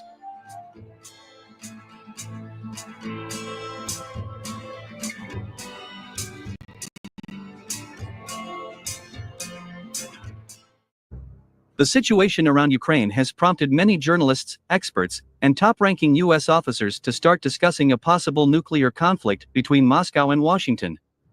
Many in the United States, including parliamentarians and officials, are discussing the need to upgrade the Pentagon's nuclear missile arsenal. American experts admitted that the United States may be left without its key nuclear weapons. We are talking about the B-83 nuclear bomb, developed back in the 1970s. Although the B-83 nuclear bomb is considered obsolete, it is still one of the main types of US Air Force nuclear weapons. Let me remind you that in 2021, President Biden's administration decided to continue to fund the maintenance of the B-83 nuclear bomb. However, President Biden subsequently didn't list that nuclear bomb in his 2022 nuclear posture review. This fact caused heated discussions in Congress. U.S. Representative for Colorado's 5th Congressional District, a member of the Republican Party, Doug Lamborn, declared that this decision by Biden doesn't make much sense, since the United States will not be able to replace the B-83 nuclear bomb with other weapons in the near future. In case of nuclear conflict, there is nothing we can do to counter the Russians, said Doug Lamborn. Earlier, the Office of the Director of National Intelligence of the United States, Avril Haines, published an open report stating that Russia is expanding and improving its nuclear arsenal and building up strategic weapons capabilities, which poses a major danger to Washington. According to U.S. intelligence estimates, Moscow considers its nuclear capabilities necessary to ensure deterrence and fulfillment of tasks in the event of a potential conflict with the United States and NATO. According to American experts, Russia now has the most advanced nuclear weapons in the world. And this fact worries the American authorities very much. According to official data, the share of modern weapons and military equipment in Russia's nuclear triad, which includes strategic aviation, intercontinental ballistic missiles, and nuclear submarines, is 88%. After the new generation Sarmat missile system enters service with Russia, the level of modern nuclear weapons of the Russian army will be 100%. Military experts attribute the superiority of the Russian nuclear arsenal to the fact that the Pentagon has not been engaged in the development and improvement of ballistic missiles for 30 years. The fact that the United States canceled a test launch of the upgraded Minuteman III intercontinental ballistic missile, ostensibly to show Washington's peaceful intentions, actually indicates that the Americans were not able to introduce anything new into the so-called upgraded missile and decided not to show their failure to the world. Now, to replace the Minuteman III, the United States is creating a new LGM-35, a Sentinel missile, which should enter the troops only from 2029. The remaining nuclear missile elements of the U.S. weapons can also be updated only in 15 years. Moreover, the American LRSO nuclear-armed cruise missile for heavy bombers should enter service by 2025 and replace the very old AGM-86B air-launched cruise missile, which is more than 40 years old. My friends, considering all of this, it can be concluded that after the collapse of the USSR, the United States didn't believe that Russia would be able to regain its military power and superpower status. This strategic mistake of Washington led to the fact that for 30 years, instead of developing its nuclear arsenal and creating hypersonic missiles, the United States spread democracy through color revolutions and the bombing of Yugoslavia, Iraq, Libya, Afghanistan, and Syria. At the moment, the United States is far behind Russia not only in the field of strategic nuclear weapons, but also in hypersonic ones. And this fact puts Washington in a very vulnerable position in the event of a nuclear conflict.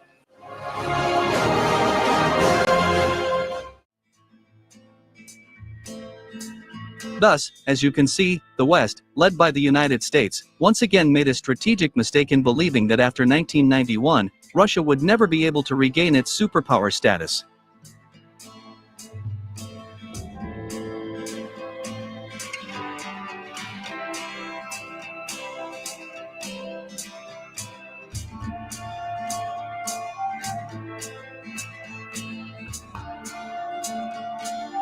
All this led to the fact that 30 years later, the United States witnessed the rebirth of Russia as a global superpower, while losing Washington's global dominance from both an economic and military point of view. At the same time, it is worth noting that this is just the beginning. The degradation and decline of the West will only gain momentum, and this trend will continue for the next 30-40 years.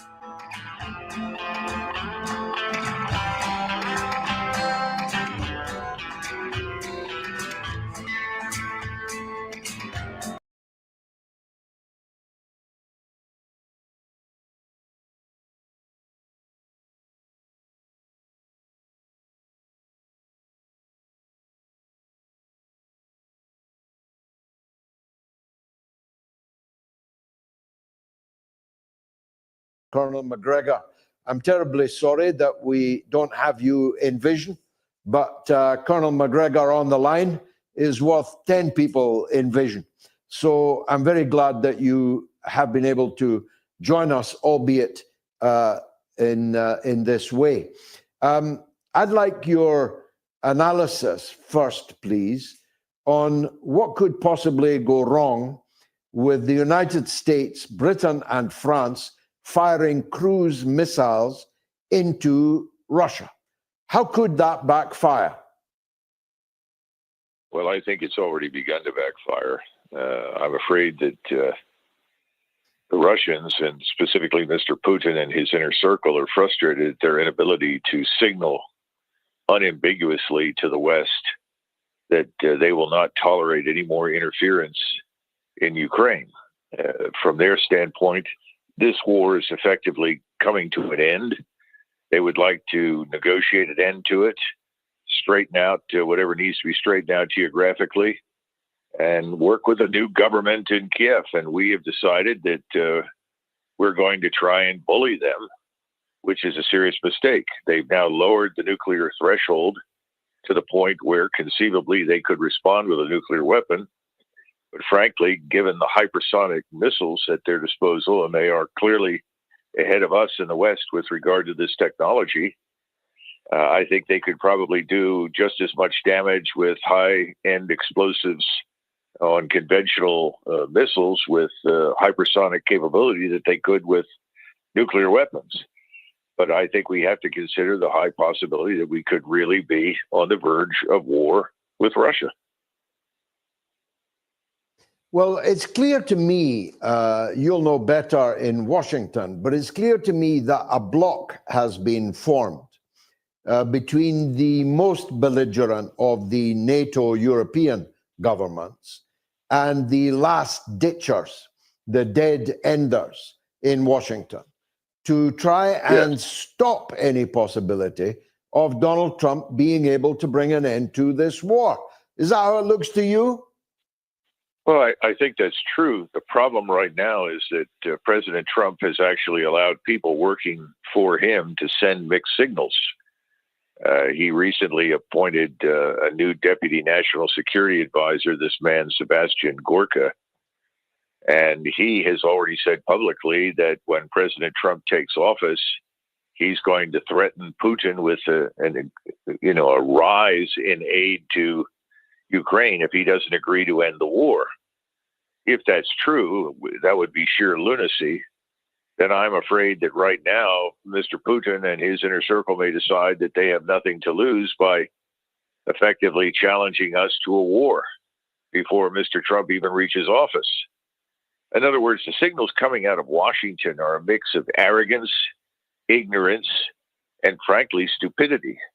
The Trump who months ago said, well, we need to stop the killing, seems to have disappeared in favor of some new macho man who wants to demonstrate that he's really in control. And the truth is, George, we are not in control, and we are not the nation of 91. We're the nation of 2024. Our forces are very different now, and they're not terribly capable, and we're not prepared to challenge the Russians, the Chinese, the Iranians, or anybody to a regional war of any kind. And as you know, most of the world has turned against us because of our stance on Israel. As a result, I think we should be much more interested in coming to some sort of terms privately with the Russians. It would put an end to this war in Ukraine.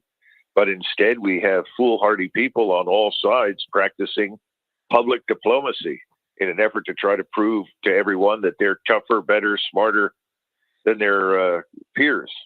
The opposite, of course, is the case. Well, you lead me into an avenue I was going to leave to the end, but it makes more sense to raise it with you now. And I do so with some circumspection because, the fat lady hasn't sung yet. Donald Trump hasn't got these weirdos in his cabinet yet. And I still have some hope that the likes of you may end up in that administration in one way or another, one capacity or another. But so far, so bad. It is almost beyond parody that he sends the guitar-playing evangelical lunatic Mike Huckabee to be the ambassador to Israel. It seems incredible that little Marco Rubio, whom he showered with insults and who showered Trump with insults, should now be in charge of America's foreign policy. It's incredible that the new Secretary of Defense is a man who believes in the red heifers and the rebuilding of the temple, and who does not admit that there is such a thing as a Palestinian. And I could go on. Appointment after appointment after appointment has been disappointment after disappointment. How? Why? How did this happen? I think we have to look at the sources of money, the small and power that ultimately delivered the election for Donald Trump. And this is something that sadly characterizes business in Washington. You've certainly pointed to it to some extent in London. But in Washington right now, everybody knows where the money is. And the money is on the side of Israel. And as you point out, the evangelicals, but largely on the side of Israel and its agents here in the United States, who assembled enormous quantities of money and made it possible for him to win the election. So he's now hostage to his donors to a large extent. And I'm beginning to think that President Trump wanted desperately to be president as vindication for what he didn't end up with in 2020. But beyond that, I'm not sure how carefully he's considered everything. And George, you know, any president who is heavily engaged with conflicts overseas, which is where we are now, usually fails miserably at home. And he has a very, let us say, ambitious agenda here in the United States. History tells us that you can't do both at once. You can do one or the other. And right now he's being dragged in the direction of widening wars both in Ukraine and in the Middle East. And that doesn't bode well for the future. So I think a lot of people in the United States are already beginning to feel some sense of buyer's remorse, that he's not turning out to be headed in the direction that everybody had hoped for, which was peace, end the conflicts, and a return to focus on what's important here at home. Well, let's turn to what may be about to happen. My sources tell me that the Iranian strike in retaliation for Israel's strikes, this would make it 3-3 in footballing terms, is imminent, might even be in the air. And it's promised that it will be of a new type and will be condign punishment. Should it be so, the United States and the United Kingdom are committed to sacrificing our own soldiers' lives. They've said so, in defense of Israel. And that could get very heavy promise indeed. If Iran hits Israel, are we into the feared regional war, all-out war in the region, from the Levant all the way to the Persian Gulf? And if so, how's that going to turn out? I think we are, very definitely. Now, whether Iran strikes now or waits a little longer is unclear. To be frank, George, the waiting has worked in Iran's favor. The Russians, and to a lesser extent the Chinese and others, have built up very substantial integrated air defenses, added tremendously to Iran's military capabilities, particularly its missile arsenal. So Iran has really profited from the long pause. Israel has not. The situation inside Israel is dire. Their economy is in ruins. The population is gradually becoming demoralized. Some people say they are, but I happen to watch Israeli television. It strikes me that they are being fed a steady stream of disinformation and lies, much as we are in the United States and in the United Kingdom. So I'm not sure they realize just yet how dire their situation is. But Mr. Netanyahu has only one hope left, and that is that the Iranians do, in fact, attack him and attack him decisively, at which point in time he can scream for help, and we still have substantial forces arrayed designed to do that. But it's also clear that the Iranians are prepared for it, and more important, that the Russians in particular are not going to stand idle if they do it. And with each passing day, it looks more and more like the Turks will move from bloviating to action, particularly in Lebanon, where the situation has gotten out of hand completely. A couple of million people are trying to leave the country and move to Turkey. The Turks have millions of refugees as it is, can't take any more. So I think you're right. If Iran strikes, I think what we have to reckon with is a regional war. And keep in mind that what happens in Ukraine doesn't stay in Ukraine. That war, along with the Middle Eastern war, they will overlap. And we stand an excellent chance right now of coming out the losers on both ends. Finally, Colonel, but it's a big finally. The ICC arrest warrants have now been issued months late because of British obfuscation and obstructionism, but they're now there.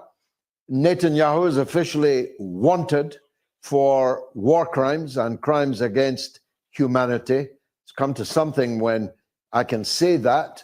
The signatories of the ICC are obliged to carry out the arrest warrant, but your politicians, in particular Lindsey Graham, is openly threatening to crush is the word he used, the economies of Britain, Italy, France, the Netherlands, and other countries that will do their legal duty, feel that they must for fear of being prosecuted in their own countries. And Senator Tom Cotton in the United States reminded us all about the Invasion of the Netherlands Act, or I think it might be called the Invasion of the Hague Act. Perhaps Amsterdam would be spared and your forces would land only in The Hague. This kind of gangsterism, lawlessness, how bad does it make America look in your view? Well, if we proceed along that road that you just described, I suspect that almost everyone will become a member of BRICS. The European Union and NATO will simply vanish. Look, I don't see us carrying through on all of these threats. But what I do see is no effort whatsoever while the people in Washington remain who they are, that anything will be done about Israel. Frankly, they're paralyzed. And until the people here in the United States realize that I'm talking about the American people collectively, that they are suffering as a consequence. Their standard of living is falling, their economy is crumbling, the financial markets are tanking, and all of those things will happen if we get into this regional war in the Middle East. Once that happens, everything in Washington will change. There'll be a dramatic turnover. But for the moment, until that occurs, there will be no change. You know, I may have said this before, but a friend who was a Spanish general staff officer and worked with me years ago and at Supreme Headquarters, Allied Powers Europe, said, you know, Colonel, the United States is not a country, it's a planet. He's right. We very much live on our own planet, much as Britain used to before World War I. We are oblivious to all of the things that you were discussing, and it will only occur, that is, a change will only occur when it becomes clear that we are neither immune nor isolated or invulnerable.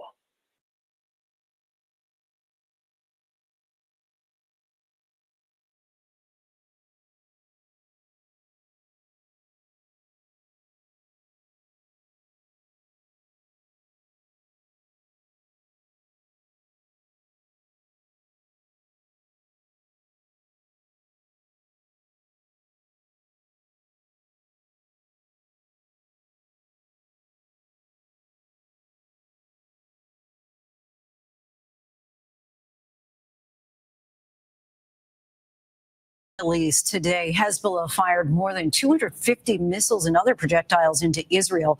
According to the IDF, at least 6 people were injured. It comes after Israel struck central Beirut this weekend, killing at least 29 people and wounding dozens more.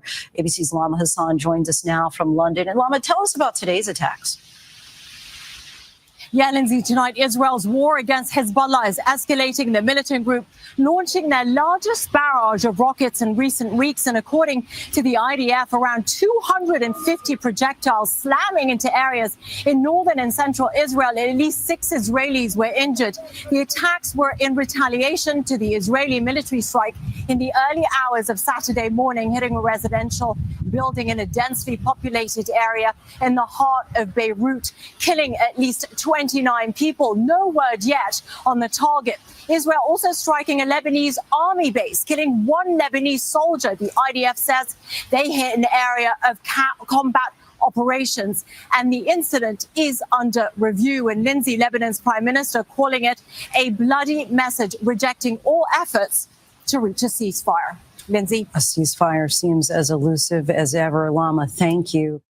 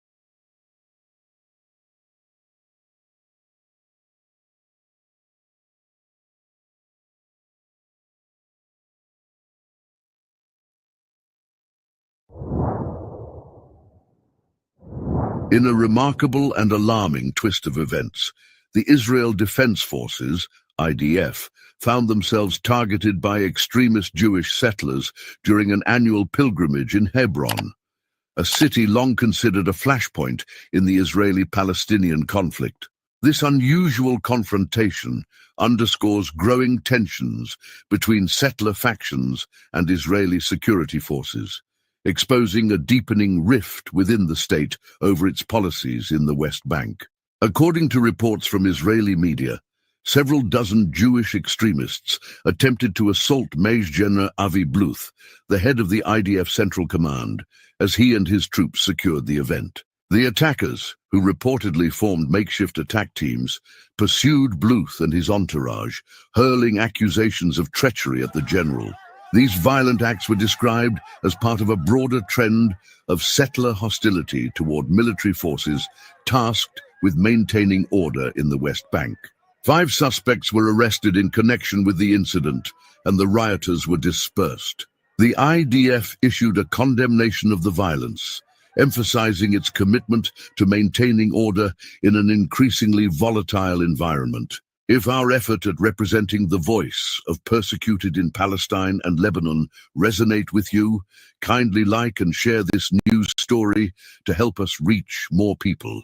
Subscribe to stay up to speed with the latest. The Hebron Pilgrimage, an annual event commemorating the biblical narrative of Abraham's purchase of the tomb of the patriarchs to bury his wife Sarah, draws tens of thousands of Jewish worshippers to the city. For years, this gathering has been marked by violence, particularly against Palestinian residents who face additional movement restrictions imposed by the IDF to secure the area for pilgrims.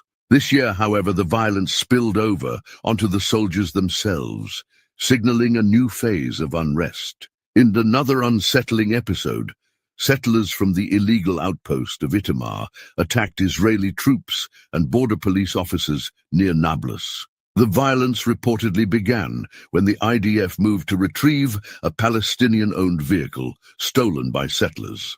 Upon arrival, troops were met with stones, and 1 soldier was physically assaulted. 5 settlers were detained, but no injuries were reported. The timing of these incidents is significant, coming on the heels of Defense Minister Yoav Gallant's controversial decision to end administrative detention orders for Jewish extremists in the West Bank. Gallant's policy reversal, lauded by right-wing lawmakers, contrasts sharply with his predecessor's approach. Former Defense Minister Yoav Gallant had issued 16 administrative detention orders against settlers, a practice typically reserved for Palestinians.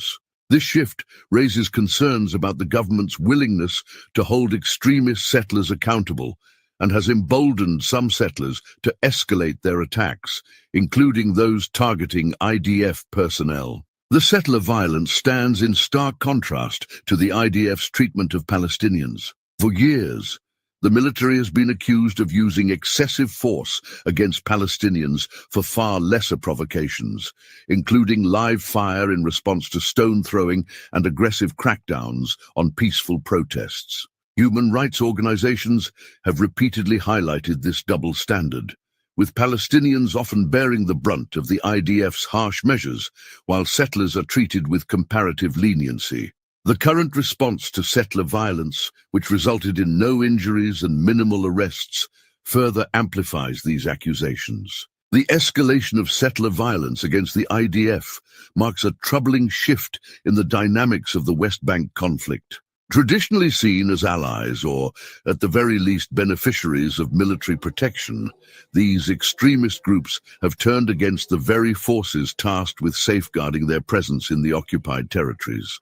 This rebellion not only undermines the IDF's authority, but also highlights a dangerous precedent where the rule of law becomes increasingly irrelevant in the face of settler impunity. Observers have pointed out that the IDF's response to settler violence appears muted, especially compared to its heavy-handed tactics against Palestinians. For Palestinians, throwing a rock often results in arrest, injury, or even death from live fire. In contrast, settlers who assault soldiers are detained without reported injuries, and administrative detention orders against them have been rescinded altogether. Critics argue that this disparity fosters a culture of impunity among settlers and exacerbates tensions in the area. Defense Minister Gallant's decision to end administrative detention for settlers could be a key factor in the recent uptick in violence.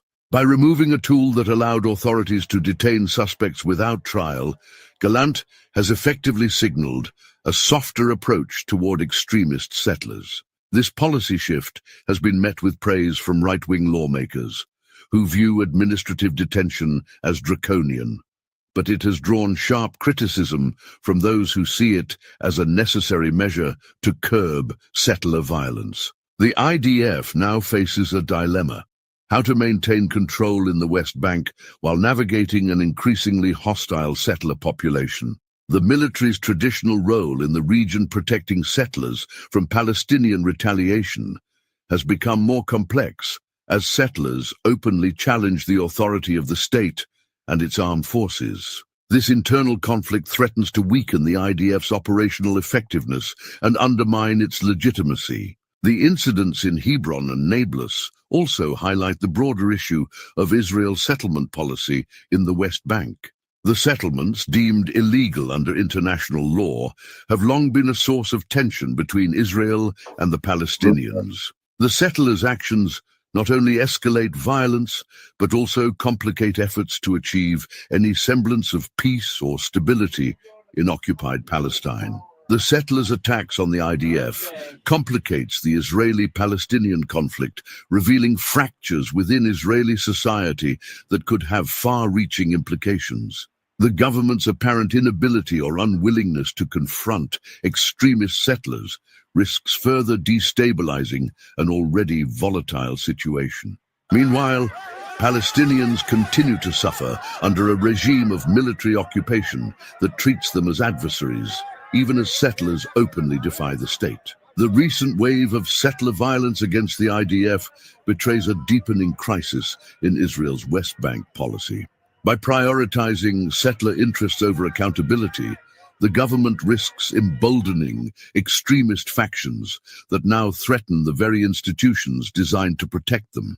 For Palestinians, the events further highlight the stark inequality and systemic violence they face under occupation. The IDF's handling of these incidents will undoubtedly shape the narrative of its role in the West Bank and raise pressing questions about the future of Israeli governance in the occupied territories. If left unaddressed, these tensions could spiral into an even graver threat to Israel-Palestinian stability, leaving both Israelis and Palestinians to bear the consequences of this unchecked extremism. However, the threat of settler violence was precipitated by the policy of the Israeli occupation government over the years. By providing cover for violent settlers to seize Palestinian lands, the government laid a groundwork for tension and crisis.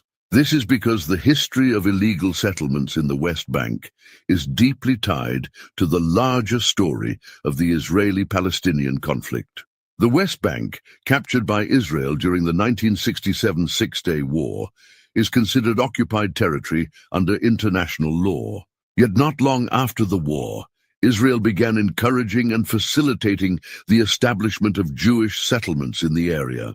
These settlements, often built on land seized from Palestinians, are a significant point of contention, viewed by most of the world as violations of the Fourth Geneva Convention, which prohibits an occupying power from transferring its civilian population into occupied territory.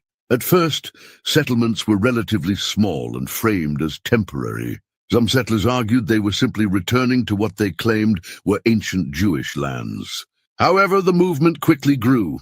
By the 1970s and 1980s, settlements became more permanent, with government subsidies, financial incentives, and military protection fueling their expansion. Today, the settlements range from small outposts to large towns with modern infrastructure, housing hundreds of thousands of Israeli settlers. The international response has been consistent, though largely ineffective. The United Nations has repeatedly condemned the settlements as illegal, and the International Court of Justice has echoed this stance. Many countries, including the European Union and key players like Russia and China, have demanded a halt to settlement expansion. Even close Israeli allies, like the United States under previous administrations, have at times called the settlements obstacles to peace. But despite the rhetoric, there has been little concrete action to stop the settlement project. This lack of enforcement emboldened Israel to continue, knowing that international opposition rarely translated into meaningful consequences. For Palestinians, the settlements are a daily reminder of displacement and disenfranchisement. They lose land, access to resources, and freedom of movement as the Israeli military enforces strict controls to protect settlers. Many Palestinians see the settlements as a slow but steady erasure of their claims to land, culture, and self-determination. This deepens resentment and fuels cycles of violence. For settlers, many of whom are ideologically motivated, the land represents a divine or historical right, leading to clashes with Palestinians who see it as an illegal takeover of their homeland. The Trump administration marked a significant turning point in the settlement story. Unlike previous U.S. presidents, Trump's approach to the conflict was overtly pro-Israel, culminating in bold moves like recognizing Jerusalem as Israel's capital. Trump's peace plan, unveiled in 2020, essentially greenlit Israeli annexation of large parts of the West Bank, while offering Palestinians limited autonomy in fragmented areas. While the plan was officially shelved, it sent a clear signal that annexation was on the table. Annexing the West Bank outright would be a seismic shift. For starters, it would formally declare Israel's sovereignty over land the international community recognizes as occupied. This would likely result in widespread condemnation and could lead to sanctions or boycotts, particularly from European nations. More importantly, it would devastate hopes for a two-state solution, which envisions an independent Palestinian state alongside Israel. Domestically, annexation would pose massive challenges for Israel. Would Palestinians in annexed areas be granted citizenship, or would they remain stateless? If granted equal rights, this would threaten the Jewish majority within Israel, undermining its identity as a Jewish state. If denied, Israel risks becoming an apartheid state in the eyes of the world, deepening its pariah status in international forums. The aftermath of annexation during Trump's presidency, should it happen, would be explosive. The move would likely spark widespread unrest in the West Bank and beyond, drawing in neighboring countries like Jordan, which has a significant Palestinian population and a peace treaty with Israel. It might have also emboldened extremist groups, escalating violence in the region and further destabilizing the Middle East. Annexation isn't just a legal or political issue, it's a deeply human one. For Palestinians, it means the loss of their homes, land, and aspirations for statehood. For settlers, it's seen as fulfilling a historical promise, but comes with the cost of living in a constant state of conflict. And for the broader region, it's a flashpoint that threatens to ignite wider instability. The settlements and their expansion will continue to stoke tension as long as the fundamental issues of occupation, displacement, and inequality remain unaddressed. Any plan to annex the West Bank would only deepen the divide, making a peaceful resolution to the conflict even more elusive. The road to peace, if it ever comes, will require addressing these core issues in a way that respects the rights, history, and humanity of both Palestinians and Israelis. Until then, the settlements will remain a symbol of the unresolved struggle over land, identity, and justice.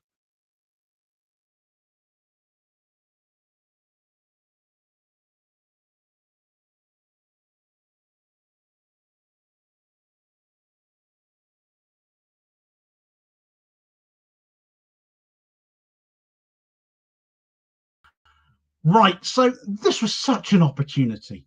This held so much promise, and yet, as always seems to happen, you let the wrong people stick their noses in, interfere, and then things go pear-shaped. So it has gone with the recent news that Iran were prepared to negotiate with the UN's nuclear watchdog, the IAEA, in good faith, to head off those accusations from Israel and its allies that they were attempting to enrich uranium in order to develop nuclear weapons. Something Iran has been working to actually rid the Middle East of and develop a nuclear-free zone there since 1974, and which the Ayatollah rulers of Iran have had a fatwa in place against the development of such pointlessly powerful weapons since the 1990s. Well, the West must ensure that Iran remains the global bogeyman, it seems.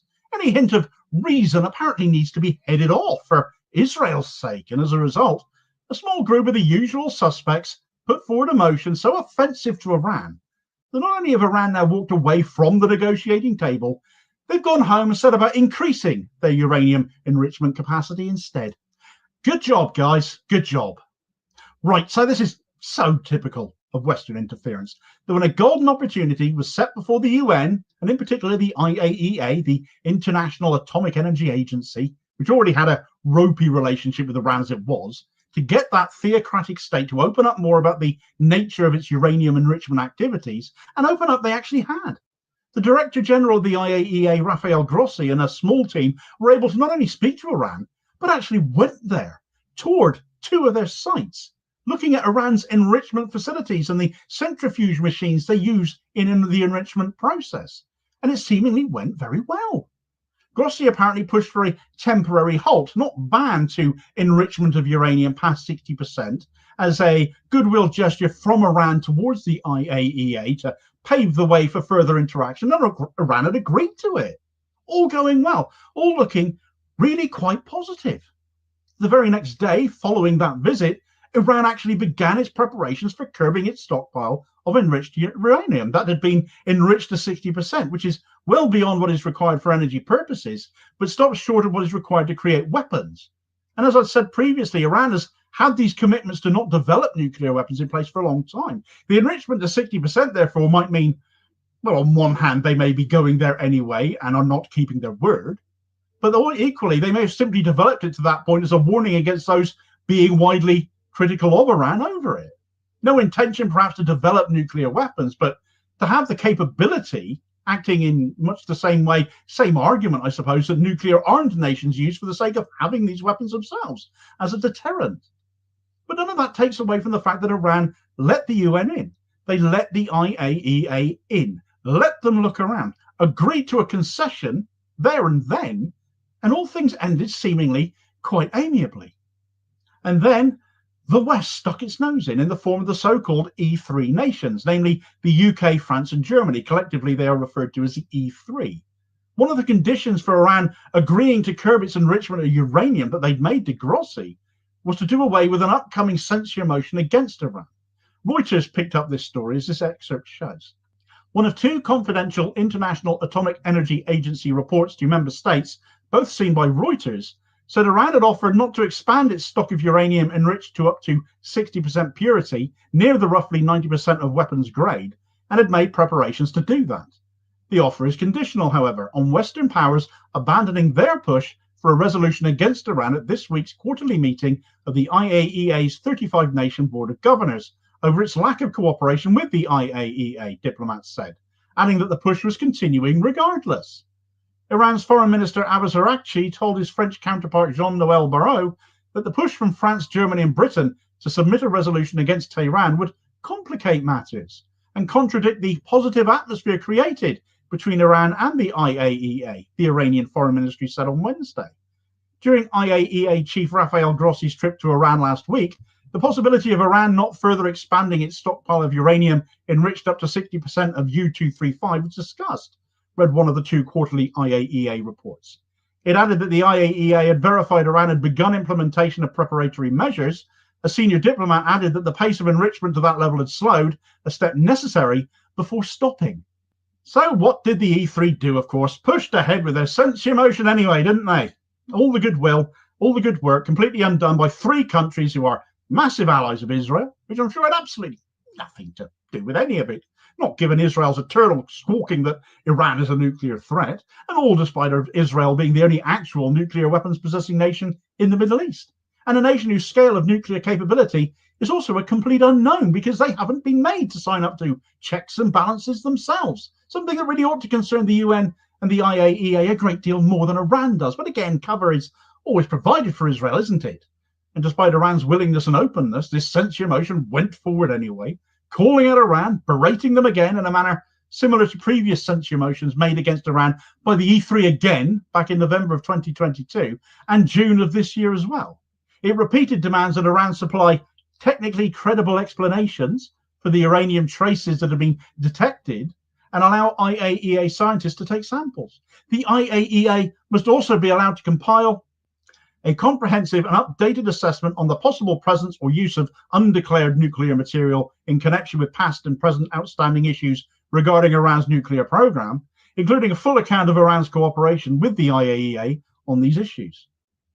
Iran had literally just let the IAEA in.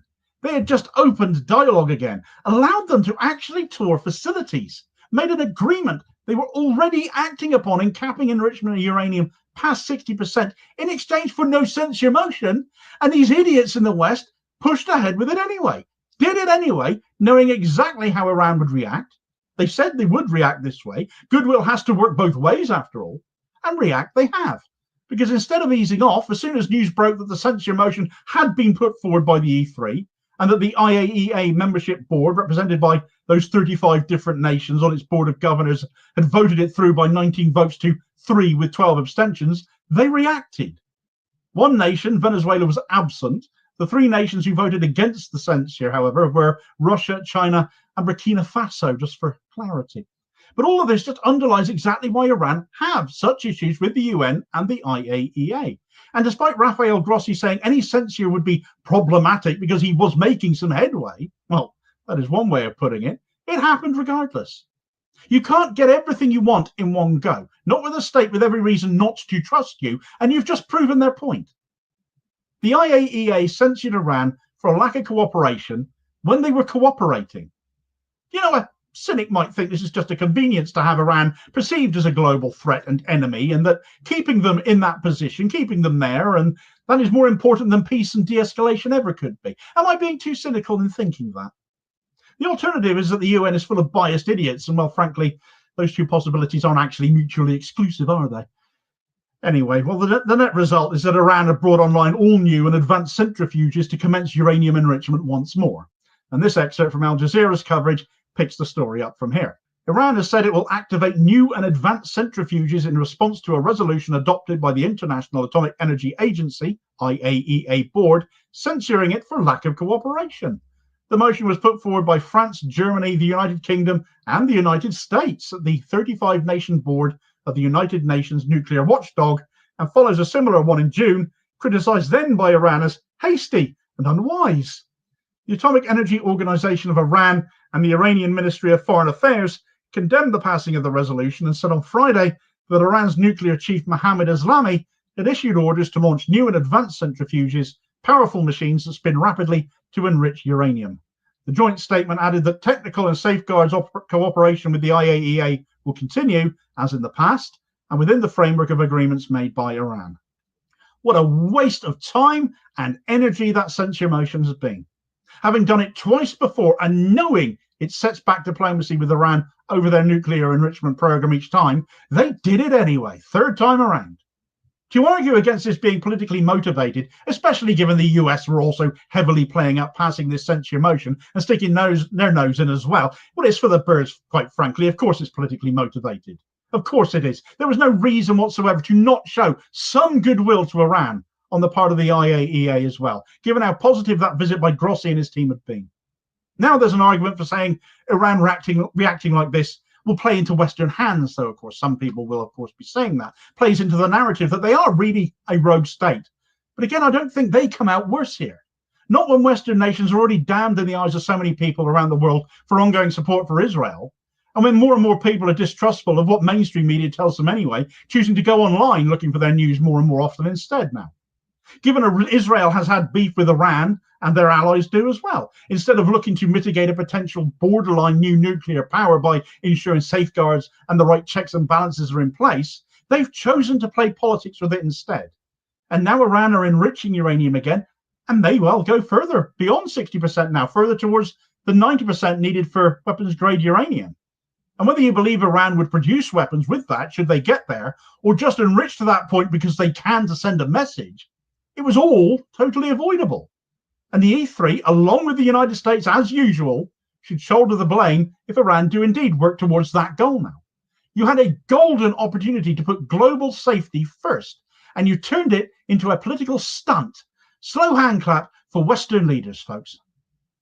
It isn't just me that has pointed out the hypocrisy of giving Israel a free pass over nuclear capabilities and coming down hard on Iran either, because Iran have pointed out the obvious themselves too, exposing the Israeli exceptionalism over nuclear weapons, as this video recommendation here will tell you all about as your suggested next watch, and I'll hopefully catch you on the next video.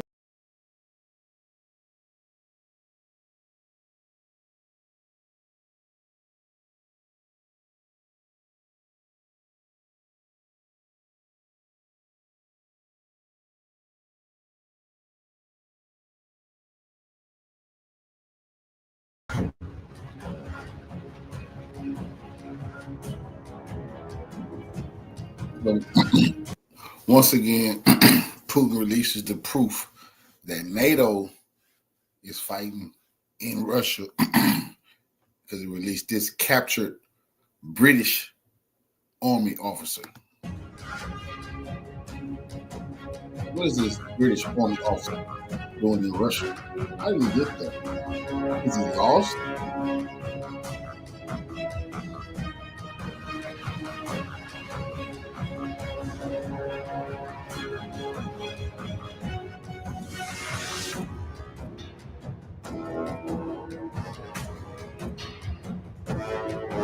This 22-year-old man who served in the British Army until 2023, just like a lot of these other mercenaries did in 2023, they all went join the Ukrainian International League, International Brigade and shit of that nature. But they're still NATO. They're still NATO. Got all their NATO training, been fighting with NATO, but then they went and started fighting with the Ukrainians. This is still NATO. His ass is under arrest for Russian army right now. Probably going to the Siberian prison for all labor. James Scott Rees Harrison, 24th of May 2002. Yes, yes. Look at this clown fighting with the Nazis. 22 Signal Regiment.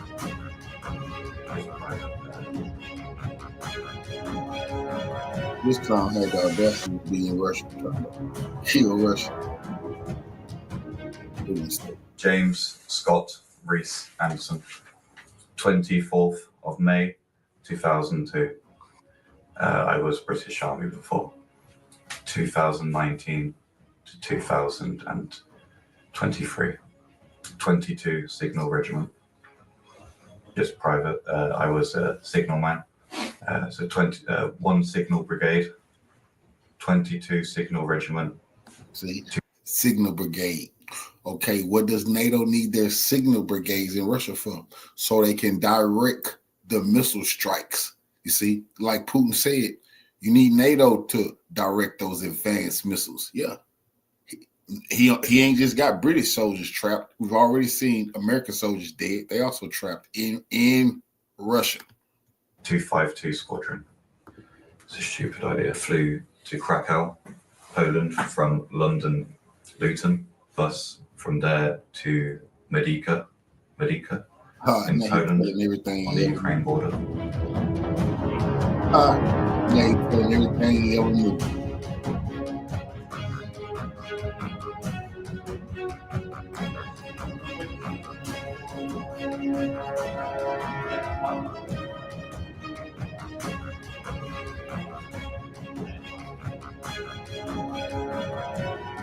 You surrender? Oh, man, I thought you were ready to die for me.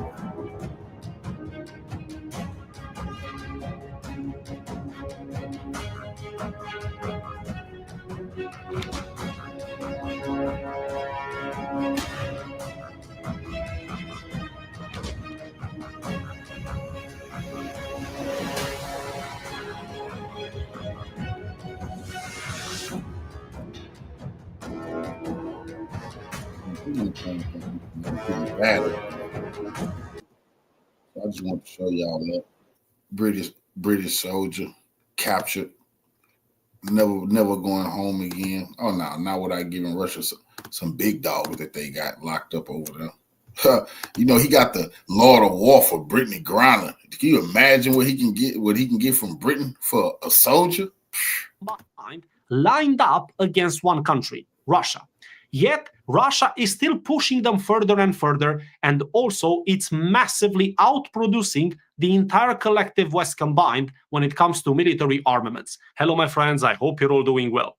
Today is Sunday, November the 24th, and this episode is going to be about Kursk. But more specifically, it's about the new narrative that the West and Ukraine, of course, are starting to shape around it. By now, we should be very well used to the fact that for these neocons, the most important part is the narrative. It's far more important, actually, than what happens on the battlefield. And the reason is very simple. The average person in the world, but specifically in the West, they have no way of knowing what goes on the front lines. So they go to the media for that type of information. And this is where the narrative comes into play. This is why it's so important for these people to control the narrative, to control the information around what happens in this conflict. My friends, I have one article in this entire video. It's published by Ukrainska Pravda. And of course, it's about what Zelensky says about Kursk. Before I get into the video, though, I just want to take the opportunity to thank you all for all your kind messages, all your support, all your donations, your comments, likes, shares. It really helps the channel grow, and I am sincerely grateful. So let's go over to our good old friends from the past, from Ukrainska Pravda. Putin sets task to drive Ukrainian troops from Russia's Kursk Oblast by the 20th of January, says Zelensky. President Volodymyr Zelensky has said that Russian ruler Vladimir Putin has set a goal of pushing Ukrainian forces out of Russia's Kursk Oblast by the 20th of January 2025, the date of the inauguration of the US President-elect Donald Trump. Do you see where this is going? It's very obvious, isn't it? Once again, they put a timer on Russia's objectives. And this is what they've done since the very beginning of the SMO. I remember that at the beginning, in 2022, the biggest narrative at the time was that Russia wants to conquer Ukraine entirely.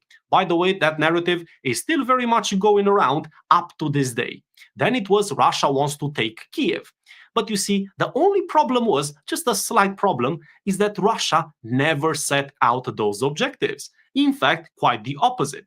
Vladimir Putin was extremely specific in February of 2022 to outline what the Russian objectives were. And conquering Ukraine was not of them. Conquering Kiev was not one of them. But this doesn't matter, because when the West sets out the narrative, they do so they can then point the fingers at the Russians and say, well, you see, you have failed to meet your objectives. But those were never Russian objectives. They're doing the same thing here. They put a time on the Kursk operation, the 20th of January. So, for example, if on the 21st or the 22nd of January, there will still be Ukrainians in Kursk, the Western media will tell you, well, look, we've told you, the Russians are weak. They're incompetent. You see, they failed once again. They're weak. Now is the time to support Ukraine even further. This is how it goes. But never mind that in the same breath, they're telling you that if they don't stop Putin over there, Putin will go all the way to Lisbon or Madrid at the other end of Europe. This is how the narrative is. It's not supposed to make sense. It's supposed to drive more support for Ukraine in the heat of the moment. They're banking on the fact that people have very short attention spans. Now, let's carry on with the article, because now we're getting to the juicy part. Quote, for Putin, the most important thing is to push us out of Russia's Kursk Oblast. All these stories, all these indicators, strikes with new missiles, all this is not just for fun. He has set this task. I am sure he wants to push us out by the 20th of January. It is very important for him to demonstrate that he is in control of the situation. He is not in control of the situation. Well, there's a lot to unpack from this Zelensky quote, so I will address it point by point. He's saying that for Vladimir Putin, it's important to demonstrate that he is in control of the situation.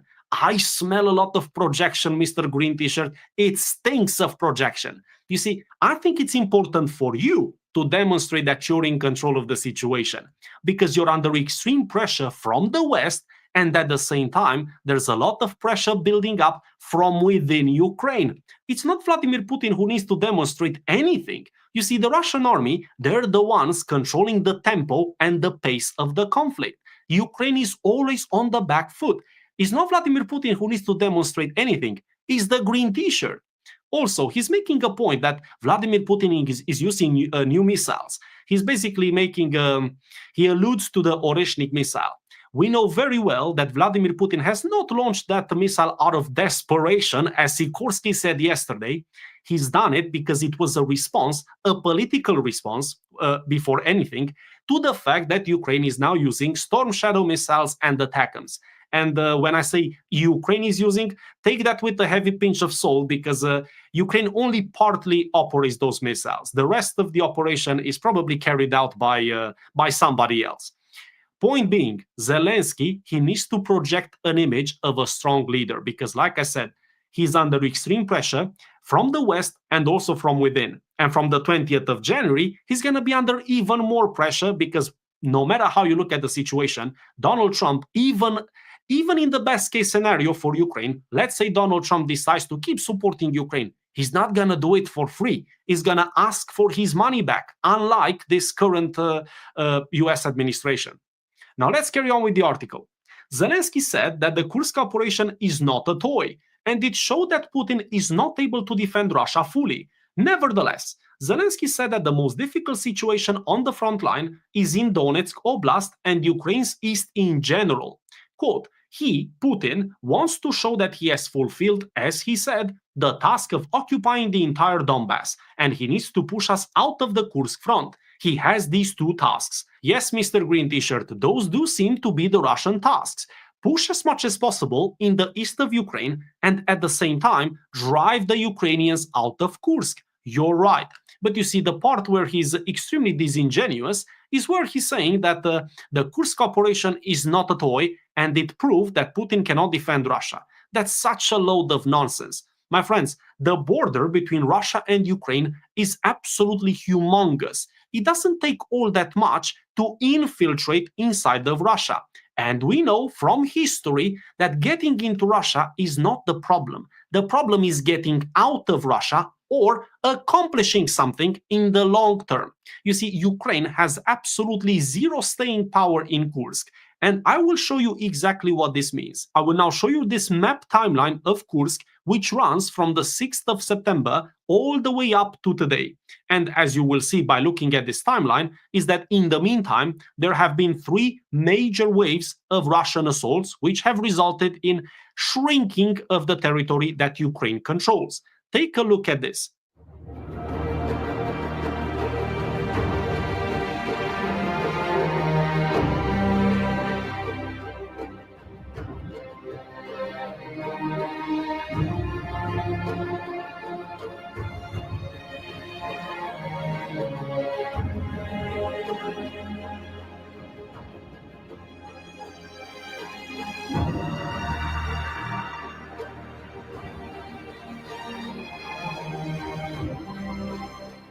Also, my friends, it's very important to keep in mind that Ukraine has launched the Kursk incursion on the 6th of August. And the justification that the green t-shirt gave us at the time was that by launching this incursion, Russia will be forced to divert its troops from eastern Ukraine to Kursk Oblast, and therefore loosen up the pressure that was building up in Donbass. Well, we know that's not exactly what happened. In fact, quite the opposite was achieved. Russia has started to ramp up the pressure in eastern Ukraine. And I also have another map timeline here, which I want you to take a look at. This one will run from the 6th of August to present day. Take a look at how much progress the Russian army has made since Zelensky found himself in Kursk. You see, this is the narrative, that the Kursk incursion has prevented the eastern flank from collapsing. Well, no. In my humble opinion, just by looking at these 2 timelines, the real big problems for Ukraine have started exactly from the same day they decided to go into Kursk.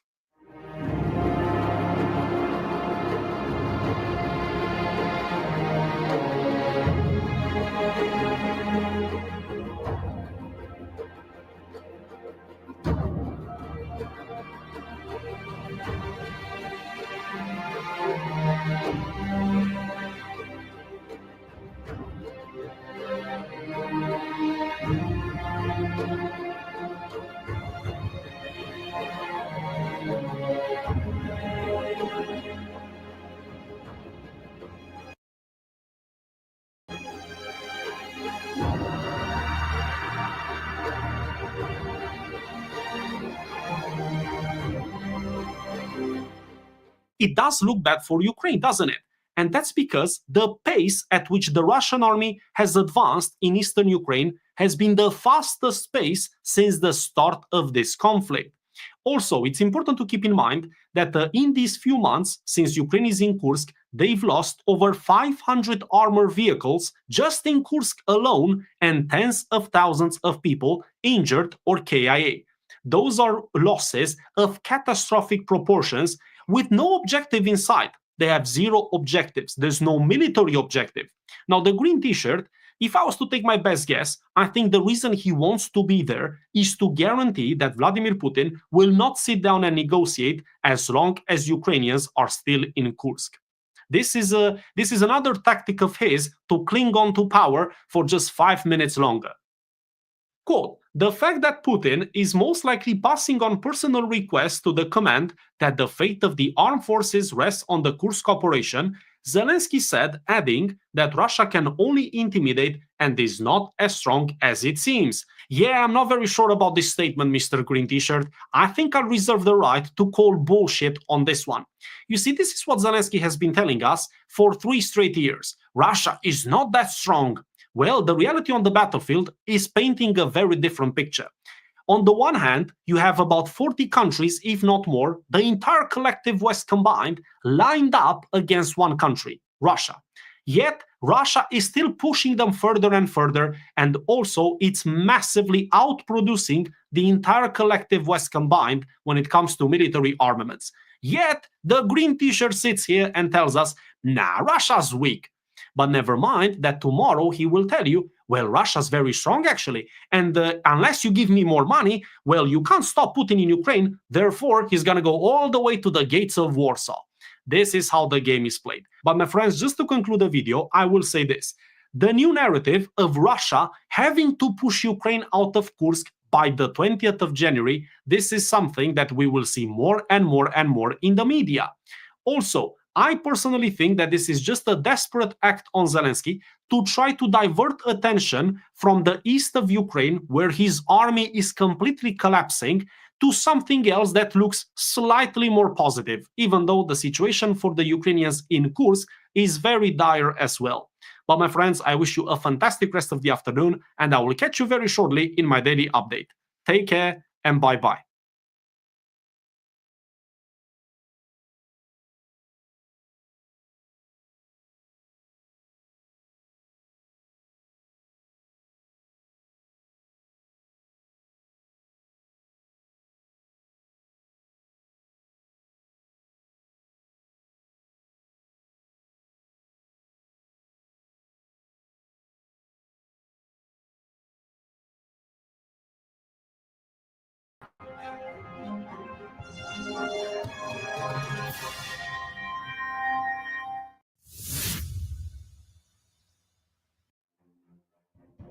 Russian forces have made new progress by taking another group of Ukrainian soldiers, including British mercenaries, who were captured around Sudza while fighting for Kiev in Kursk region.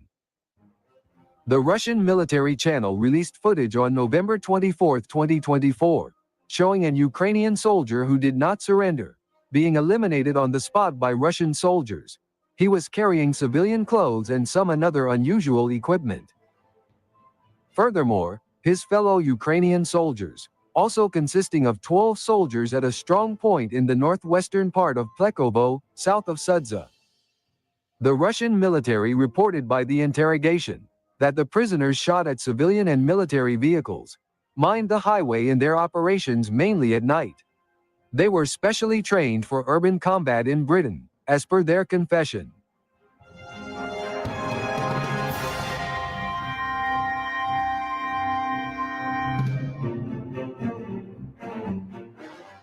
This once again proves the direct involvement of Britain in the war against Russia. James Scott Rees Anderson, a captured British soldier, as a signalman who identified himself and was wearing green military gear, has appeared online.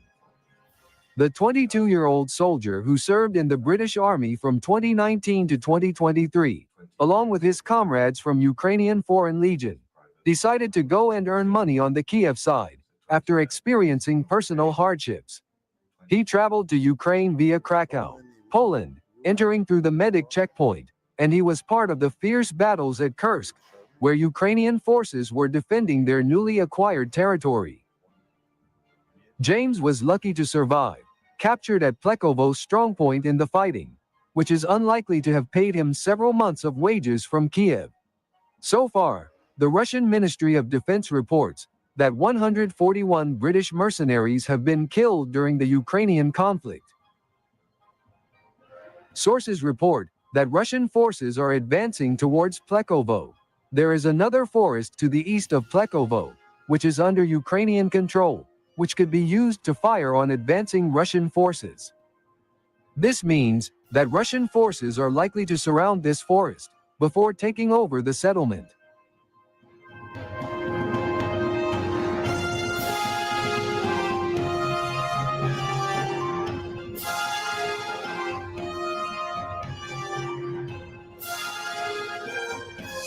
We thought this was Call of Duty.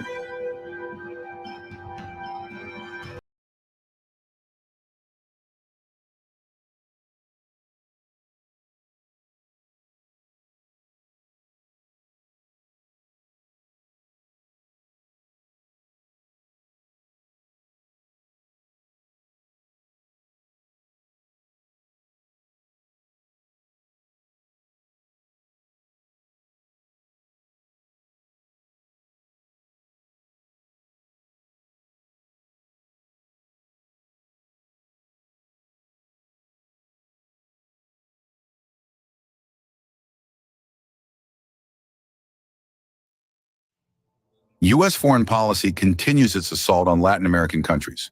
Several official representatives we have spoken with over the last year, including presidents and Congress members across the region, have accused the U.S. not only of orchestrating coups, but also of engaging in lawfare in multiple countries.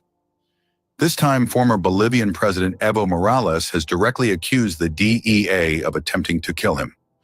Morales, who ruled Bolivia for 14 years, was ousted during the 2019 coup that blocked him from assuming a fourth presidential term, steering Bolivia back under U.S. influence.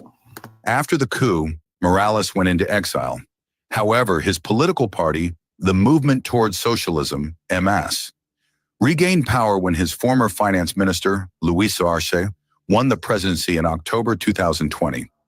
Relations between Morales and Arce have since soured. Arce appears to be using state mechanisms to marginalize Morales' faction within MS. Tensions escalated further on October 27, 2024, in the Department of Cochabamba.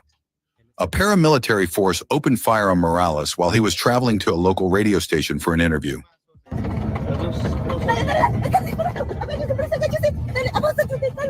The Bolivian state claimed it was executing an order to capture Morales on charges of human trafficking and rape.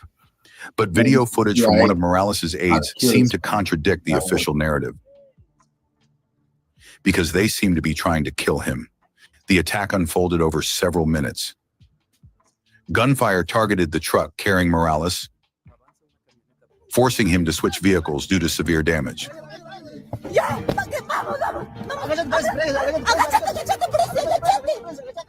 Morales' camp alleges sniper fire struck the door right next to where he was sitting. As his convoy fled, a white truck pursued them, continuing to fire. The pursuit injured the driver.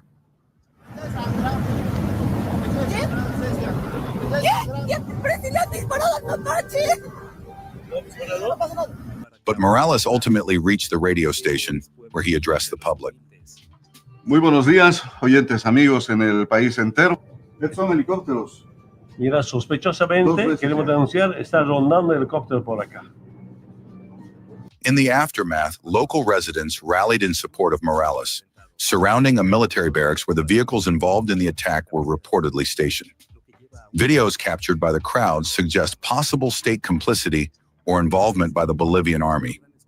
Footage even shows the alleged paramilitary force boarding a helicopter, with some members appearing to be non-local, leading Morales supporters to suspect they were American operatives. This evidence is central to a documentary Morales premiered during a virtual press conference on Monday, November 18th. The following day, the former president graciously agreed to speak with us. Yesterday in a press conference, you announced that it was the DEA, the police, and the army who was behind the assassination attempt against your life. Can you tell us more about it? A ver, después del golpe de Estado de 2019, la DEA... After the coup d'etat in 2019, the DEA and USAID have returned to Bolivia. Before Arce's election, with Minister Murillo under Janine Áñez after the 2019 coup. And when the U.S. agencies returned, about a year after the coup, those United States agencies never left and stayed here.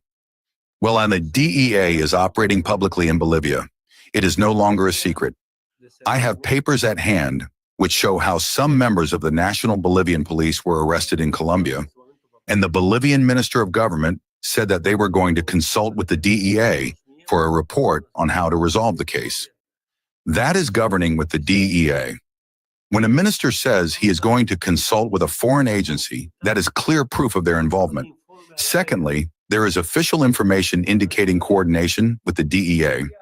In the operation shown in the video, we see a helicopter, and it's clear that paramilitaries boarded it. That same helicopter was intended to take me away. When their plan failed, they fled due to the reaction of the peasant movement against those who opened fire. In the video, those who carried out the attack appear to be foreigners, judging by their attire, shorts, tennis shoes, and backpacks as they boarded the helicopter. When the armed forces were questioned, they refused to provide any clear information. Their response was, "I don't know," neither confirming nor denying involvement. If they were certain of their innocence, they would simply say, "No, it didn't happen." Sooner or later, the truth will come out. Their silence is the best evidence of a tacit admission. I repeat, if there was nothing, they could have denied it outright. But instead, they refused to release footage from surveillance cameras. The commander stated that the videos would only be released upon orders from higher authorities. Naturally, as soldiers, they won't act without orders. If the presidency gave the command, the situation would be different. Those surveillance tapes must come to light. One thing, here it is, Colonel Rojas. He has been arrested. Let me show you. You can see it here. Because he will ask the DEA for a report on the Bolivian Pablo Escobar. I have several newspaper cuts like this. Look, here it says Minister Montaño. Could it be that Santa Cruz is worse than Venezuela and Cuba? He is a leftist president. How can he say that Santa Cruz is worse than Cuba and Venezuela? Page 7 of this newspaper. So, it is clear proof that the government is with the right. Well, it is all there. There are so many newspaper clippings.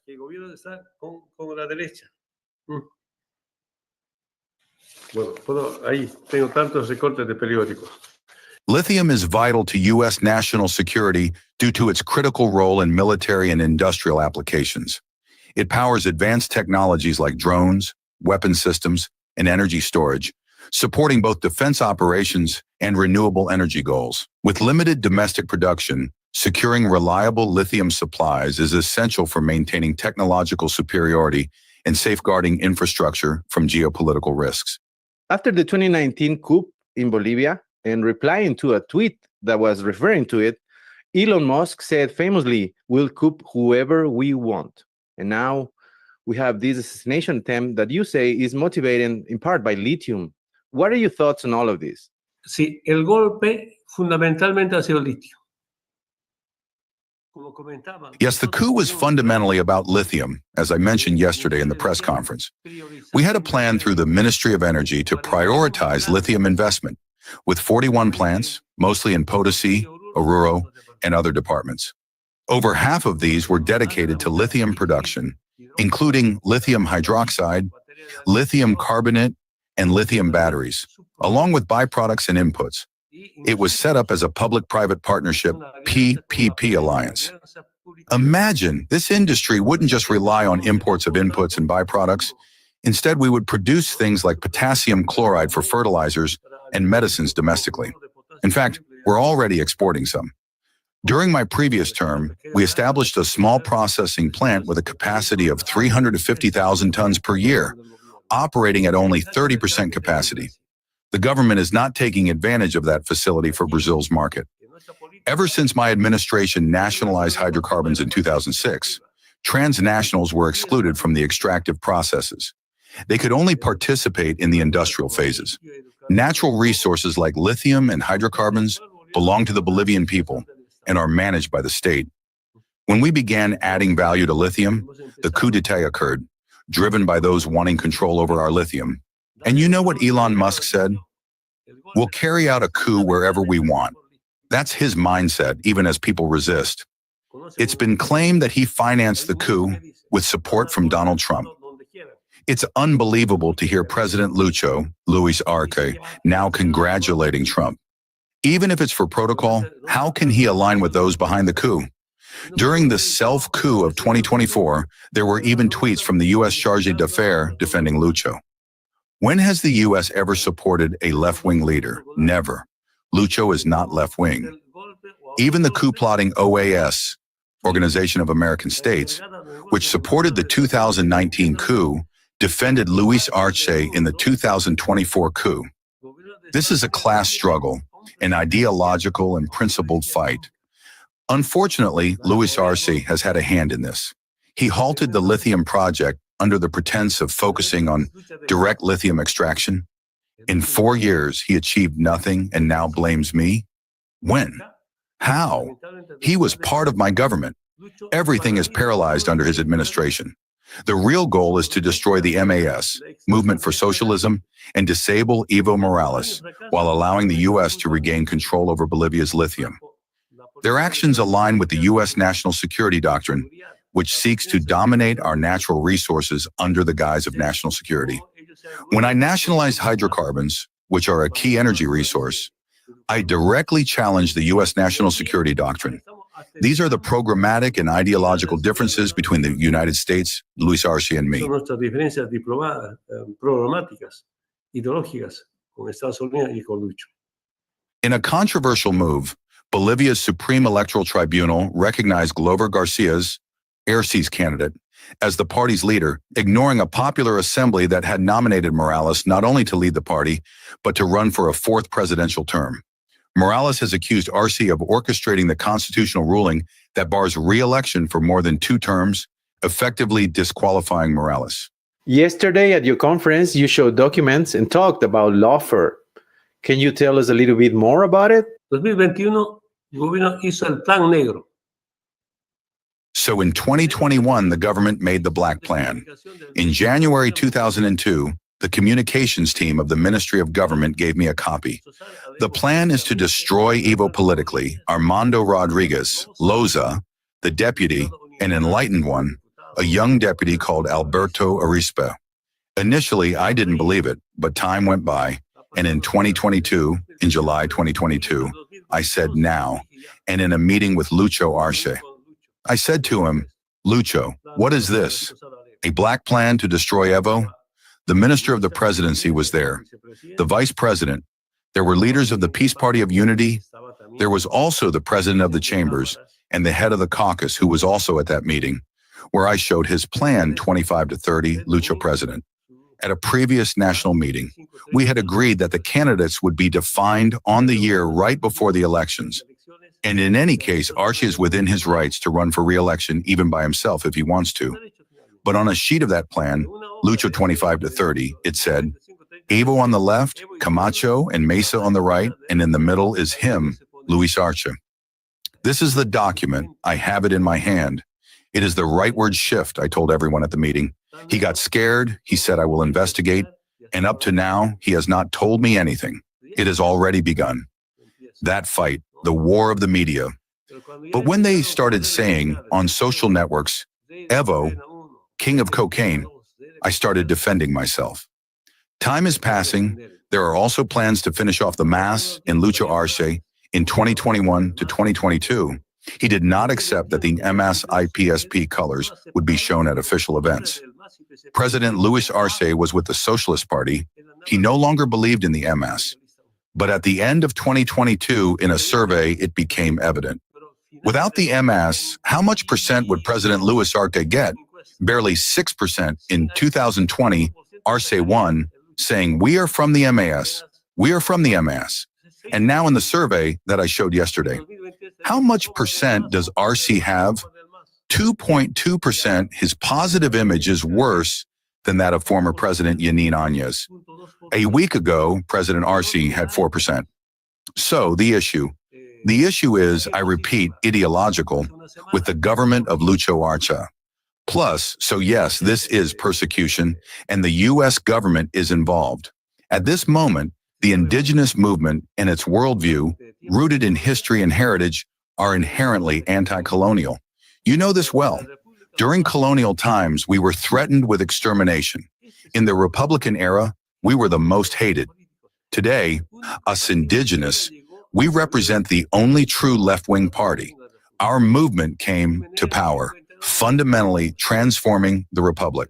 At this political moment, being at the forefront of the indigenous movement for 14 years is a historic record. Since 1825, no president has governed for 14 years. Winning over the people is no small feat. It requires tangible results in economic, social, political, and cultural spheres. That's where the support and votes come from. It was as a collective movement that we achieved such enduring power.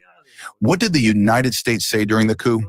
MAS is not returning to government, and Evo Morales is not returning to Bolivia. Lucho Arce ran for president. I suggested his candidacy, but I did not impose it. There were 4 candidates, Lucho, David, Diego Pari, and Rodriguez.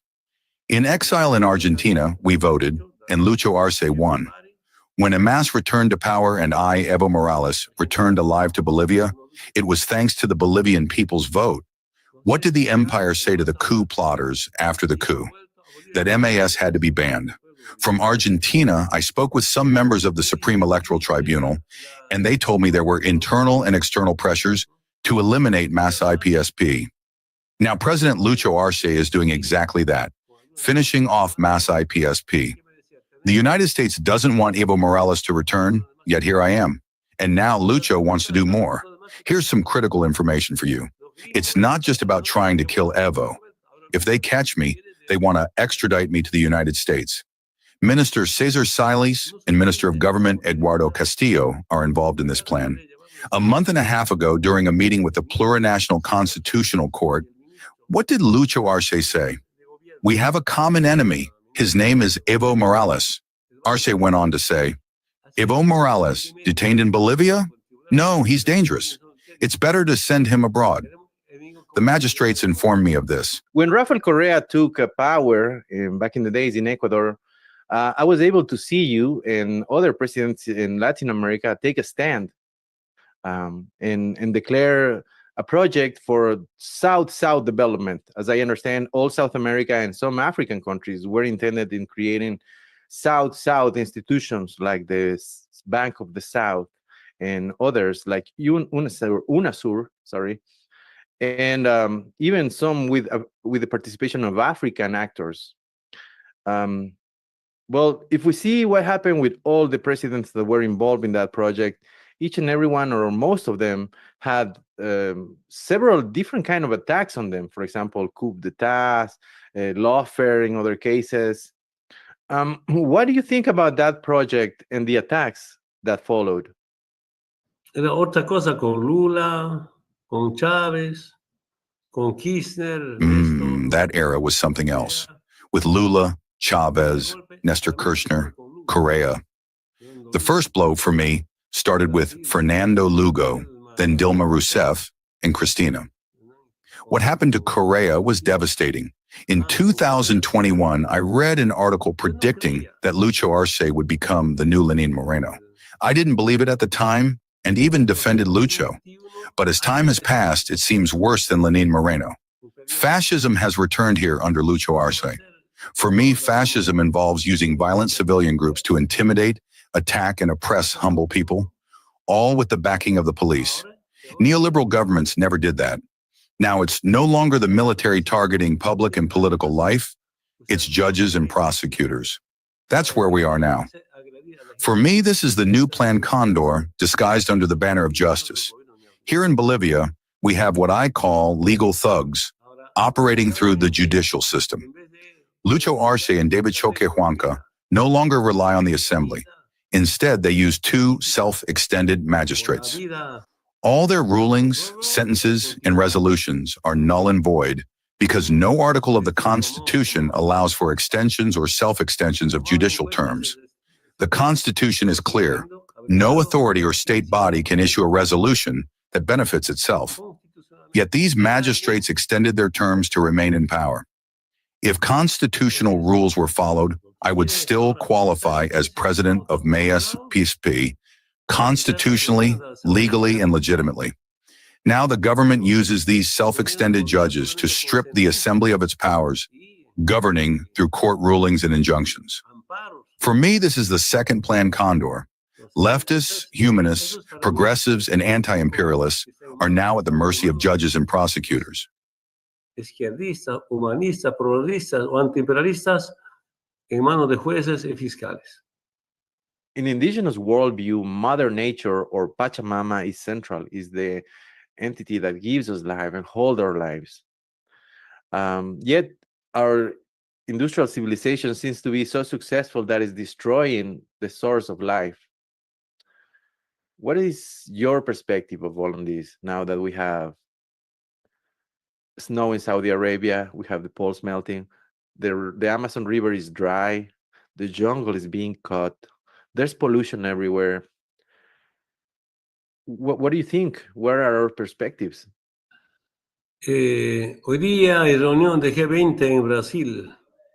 Today, as the G20 meets in Brazil, it would be worthwhile for the G20 to conduct a deep evaluation, a profound reflection on life and social justice. The only way to guarantee social peace is through a degree of equality, identity, and wealth redistribution. Programs must emerge to defend democratic life, but also and fundamentally to care for Mother Earth. I am convinced that Mother Earth can exist without humankind, perhaps even better without us. But humanity cannot exist without Mother Earth. That's why I propose to the United Nations the need to debate the rights of Mother Earth. For me, the rights of Mother Earth are more important than the rights of humanity. If we do not respect her right to regenerate, if we fail to care for her, humanity's survival is not guaranteed, not just for men or women, but for all life. This is a tremendous responsibility, and collectively, we have not assumed it. Additionally, this ties to the issue of exploitation. We cannot accept an extractivist policy. If extraction must occur, it must respect Mother Earth. We have a policy for Mother Earth that, I repeat, is fundamentally based on respecting her rights. The indigenous worldview is one of complementarity with nature, deeply rooted in history. In Native communities, there is no private property. The land is communal. We rotate, care for it, and rehabilitate it. Mechanization is acceptable, but it must align with our way of life. Complementarity with Mother Earth, collectivity, and harmony with humanity.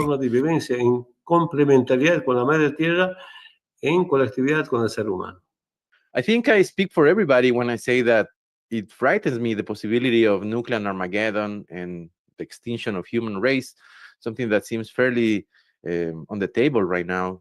And this makes me think, unite, we're stronger. So you think there's the possibility of another South American, Latin American unity of nations, or somehow any kind of unity that will allow us to raise our voice and in this dangerous world we live as a union?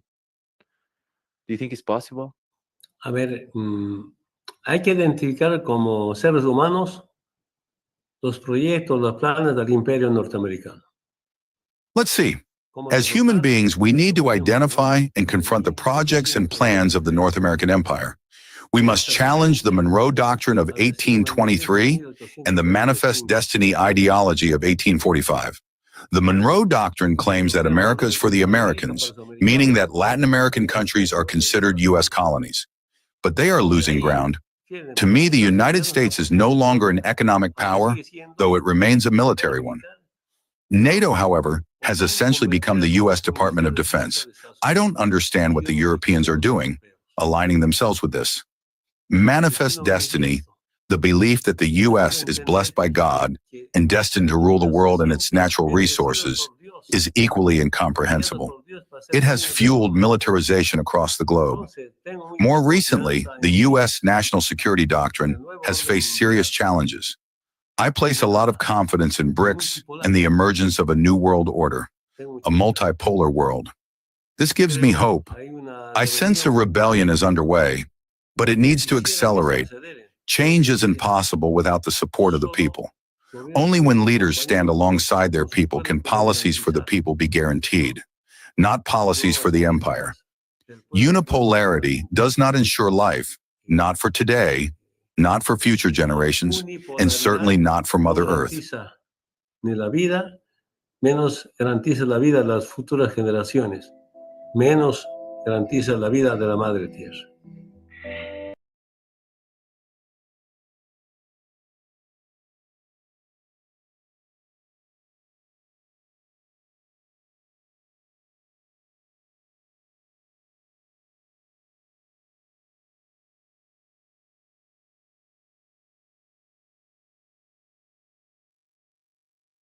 Did we just witness Burkina Faso flipping the script on global geopolitics?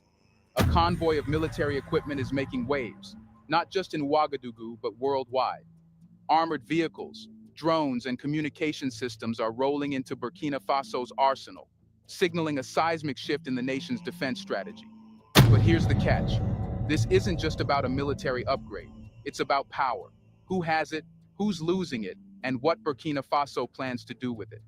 For years, Burkina Faso was written off as yet another victim of insurgency, destabilization, and dependence on external aid. But this convoy changes everything. It's not just a set of trucks. It's a statement that screams, we're no longer playing by your rules. The question is, what's inside this convoy? And why does it matter so much? Let's find out.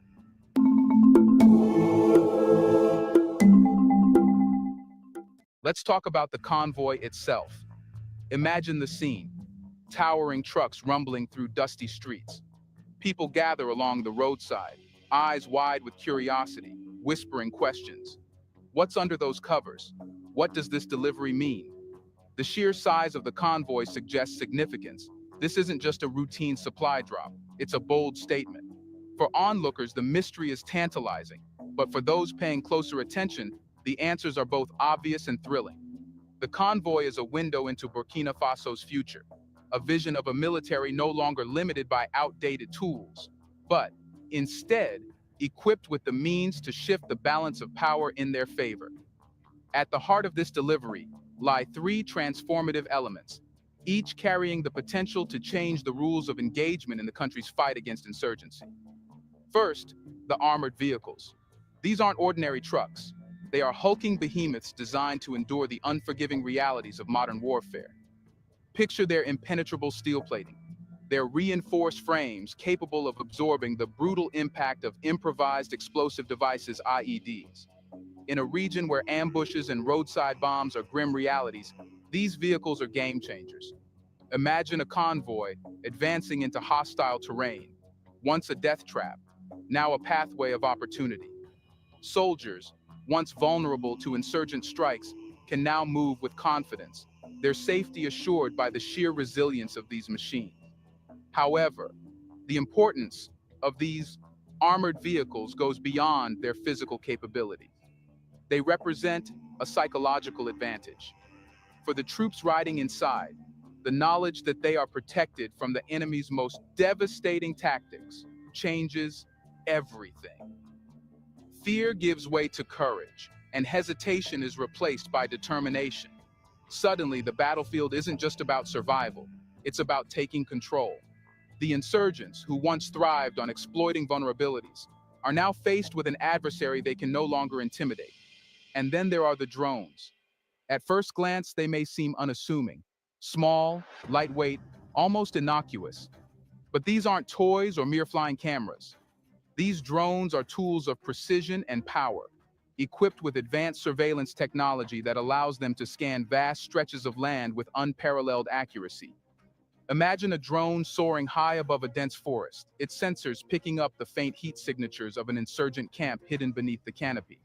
In real time, it relays this intelligence to a command center, enabling troops on the ground to act swiftly and decisively. For Burkina Faso's military, these drones are more than just a technological upgrade. They're a force multiplier. In a war where insurgents rely on hit-and-run tactics and the ability to blend into the landscape, having an unblinking eye in the sky is a game changer. The drones strip away the enemy's ability to hide, exposing their movements and reducing the element of surprise that insurgents have so often relied upon. What's more, they allow for precision strikes, minimizing collateral damage, and ensuring that military operations are both effective and humane. The third pillar of this convoy's transformative power is its communication systems. At first glance, these might not seem as thrilling as armored vehicles or drones, but their importance cannot be overstated. War is as much about coordination as it is about firepower. Without clear, secure communication, even the best-equipped military can falter. These systems ensure that soldiers can move in sync, that commanders can adapt strategies in real time, and that misinformation, often a powerful weapon in the hands of insurgents, is neutralized.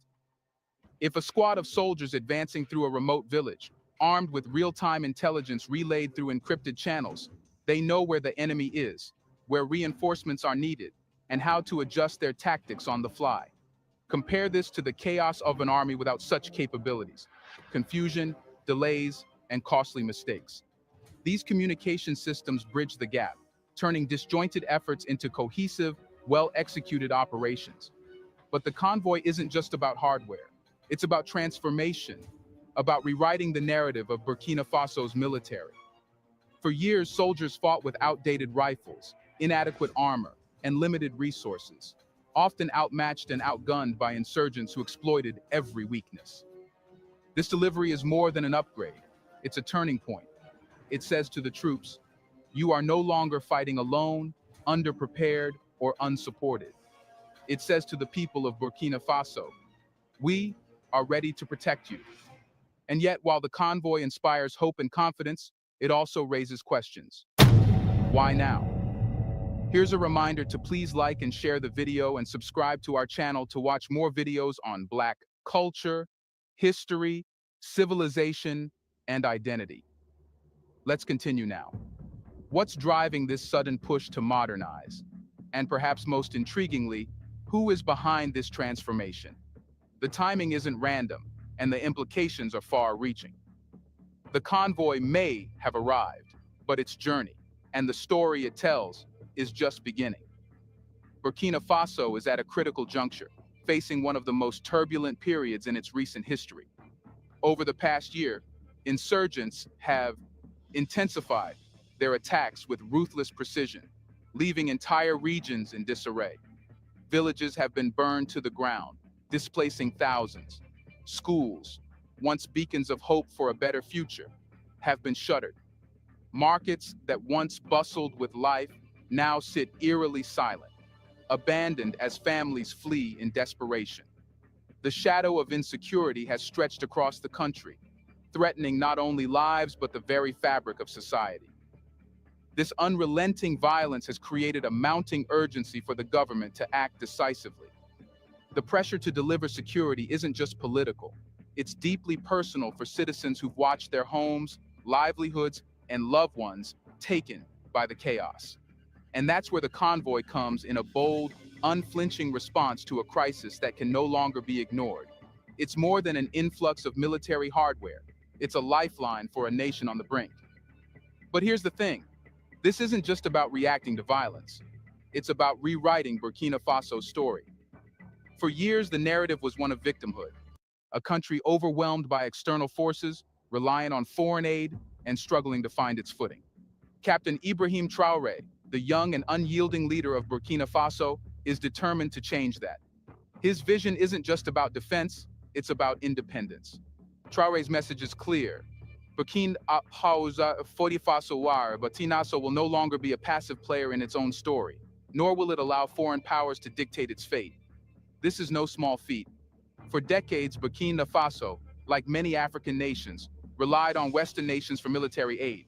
But that aid often came with strings attached, strings so tight they choked any real autonomy. Demands for political alignment, economic concessions, and policies that served Western interests more than Burkina Faso's own needs were the norm. The result? A country bound by obligations that left it struggling to address its most pressing issues. Traoré's decision to break away from this model is a bold gamble, one that speaks to his belief in the power of self-reliance. The timing of the convoy's arrival isn't just practical, it's symbolic. It marks a turning point, not just for Burkina Faso, but for the broader African geopolitical landscape. This isn't merely about fighting insurgents, it's about sending a message to the world. Burkina Faso is stepping onto the world stage with a declaration. We will not be pawns in anyone's game. The delivery of advanced military equipment underscores this sentiment, signaling to neighbors and global powers alike that Burkina Faso is ready to take control of its destiny. Yet, while the timing inspires hope, it also raises questions. Military upgrades of this scale don't happen in a vacuum. Someone, somewhere, is supporting Burkina Faso's ambitions, and that raises eyebrows. Who is backing this effort? What's in it for them? And how will this shift impact the region as a whole? To understand the timing fully, we need to look at the broader context. The convoy arrives at a moment when the balance of power in Africa is shifting. Burkina Faso isn't alone in rejecting Western influence. It's part of a growing trend across the continent. Countries are increasingly looking to new allies, diversifying their partnerships, and seeking solutions that prioritize their own needs over foreign agendas. The convoy is a tangible manifestation of this movement. Proof that Burkina Faso is ready to embrace a new path, even if it means challenging long-established norms. But this shift doesn't come without risks. Breaking away from traditional alliances can be as perilous as it is empowering. The global powers that once held sway over Burkina Faso won't simply fade into the background. Their influence lingers, and their interests remain. The convoy, then, isn't just a military delivery. It's a statement of defiance, a rejection of the old order, and a step into uncharted territory. The question now is, who is helping Burkina Faso take this leap? Is it a friendly ally with shared goals, or is there a deeper, more complex agenda at play? The answers could reshape not just Burkina Faso's future, but the entire region's. Revolutionary salute to our brother Vincent Brown Scott for the donation to the war chest. Revolution is a way of life. Appreciate the love, family. Salute to you. For now, one thing is certain. The timing of this convoy is no coincidence. It's a calculated move in a much larger game, one where Burkina Faso is no longer content to be a bystander. If there's one question lighting up discussions in think tanks and diplomatic circles worldwide, it's this. Where did Burkina Faso get its convoy? Let's not kid ourselves. Drones, armored vehicles, and cutting-edge communication systems don't just appear out of thin air, especially in a country that, until recently, depended heavily on foreign aid to address its military shortcomings. Putin been warned. The arrival of such advanced equipment suggests the involvement of a powerful and intentional benefactor. The West is watching closely, but the spotlight is glaring in a different direction, toward non-Western allies eager to disrupt the global status quo. Wait till they find Russia out what emerges as the most obvious player in this geopolitical chess game. In recent years, Moscow has made a calculated push into Africa, reviving relationships that harken back to the Soviet era.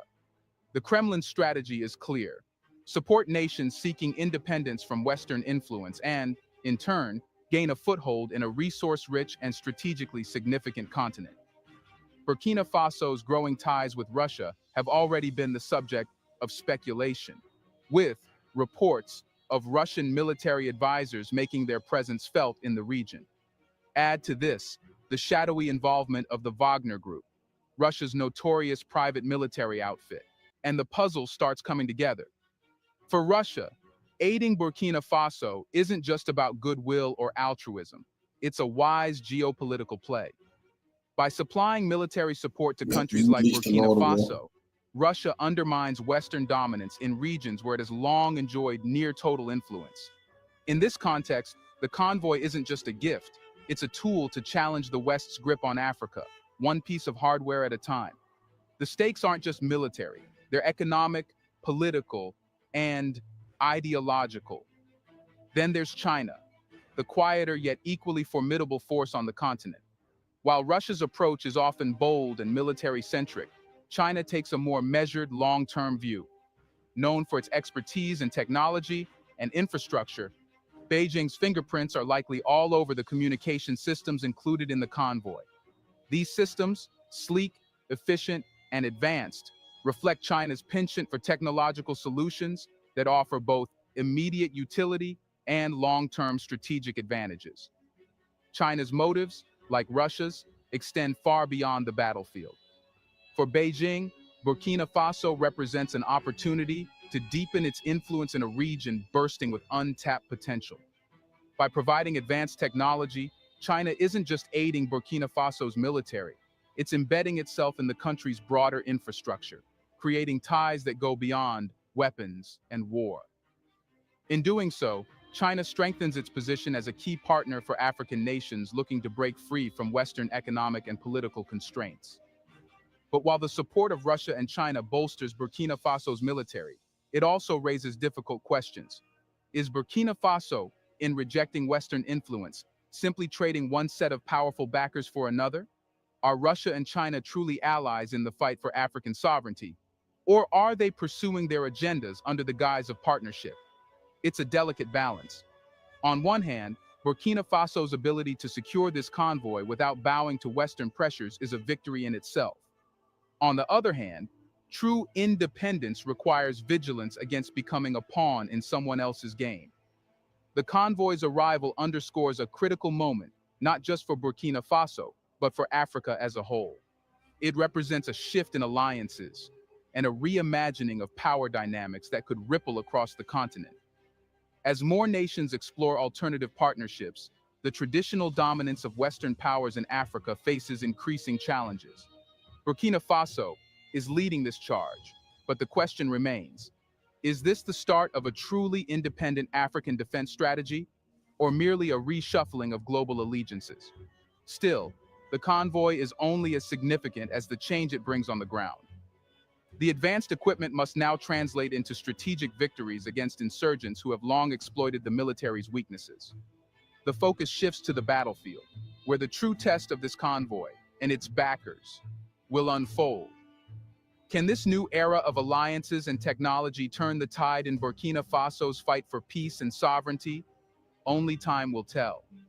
But as far as the fear of dependency on China and Russia is concerned, we know they don't want to rule Burkina Faso as the West did. And Traoré isn't a puppet.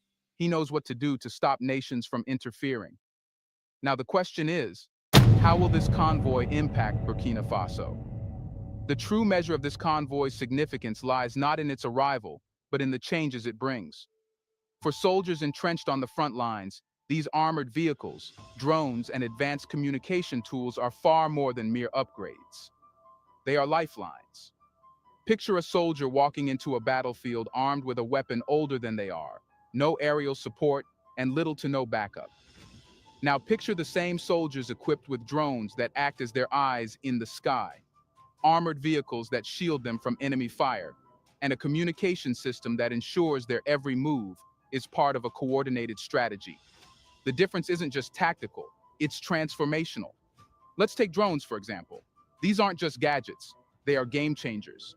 With their ability to sweep vast terrains and detect even the faintest signs of insurgent activity, they offer commanders a strategic edge previously unimaginable. Imagine insurgent camps hidden deep in forest or concealed by the sprawling Sahelian landscape. These camps, once undetectable, can now be identified long before they become operational threats. This shifts the dynamic entirely. Instead of reacting to attacks, Burkina Faso's military can now act preemptively, dismantling threats before they materialize. Armored vehicles add another layer of capability. These aren't just transportation tools. They are mobile fortresses. Soldiers once vulnerable to roadside bombs and ambushes can now move through dangerous territories with newfound confidence. Where previously advancing into enemy-held areas was a gamble, it is now a calculated risk. These vehicles don't just protect, they empower. They give troops the courage to push forward, to retake areas long lost to insurgents, and to secure regions critical to the country's stability. And let's not forget the communication systems, arguably the unsung heroes of this convoy. In warfare, miscommunication can be fatal.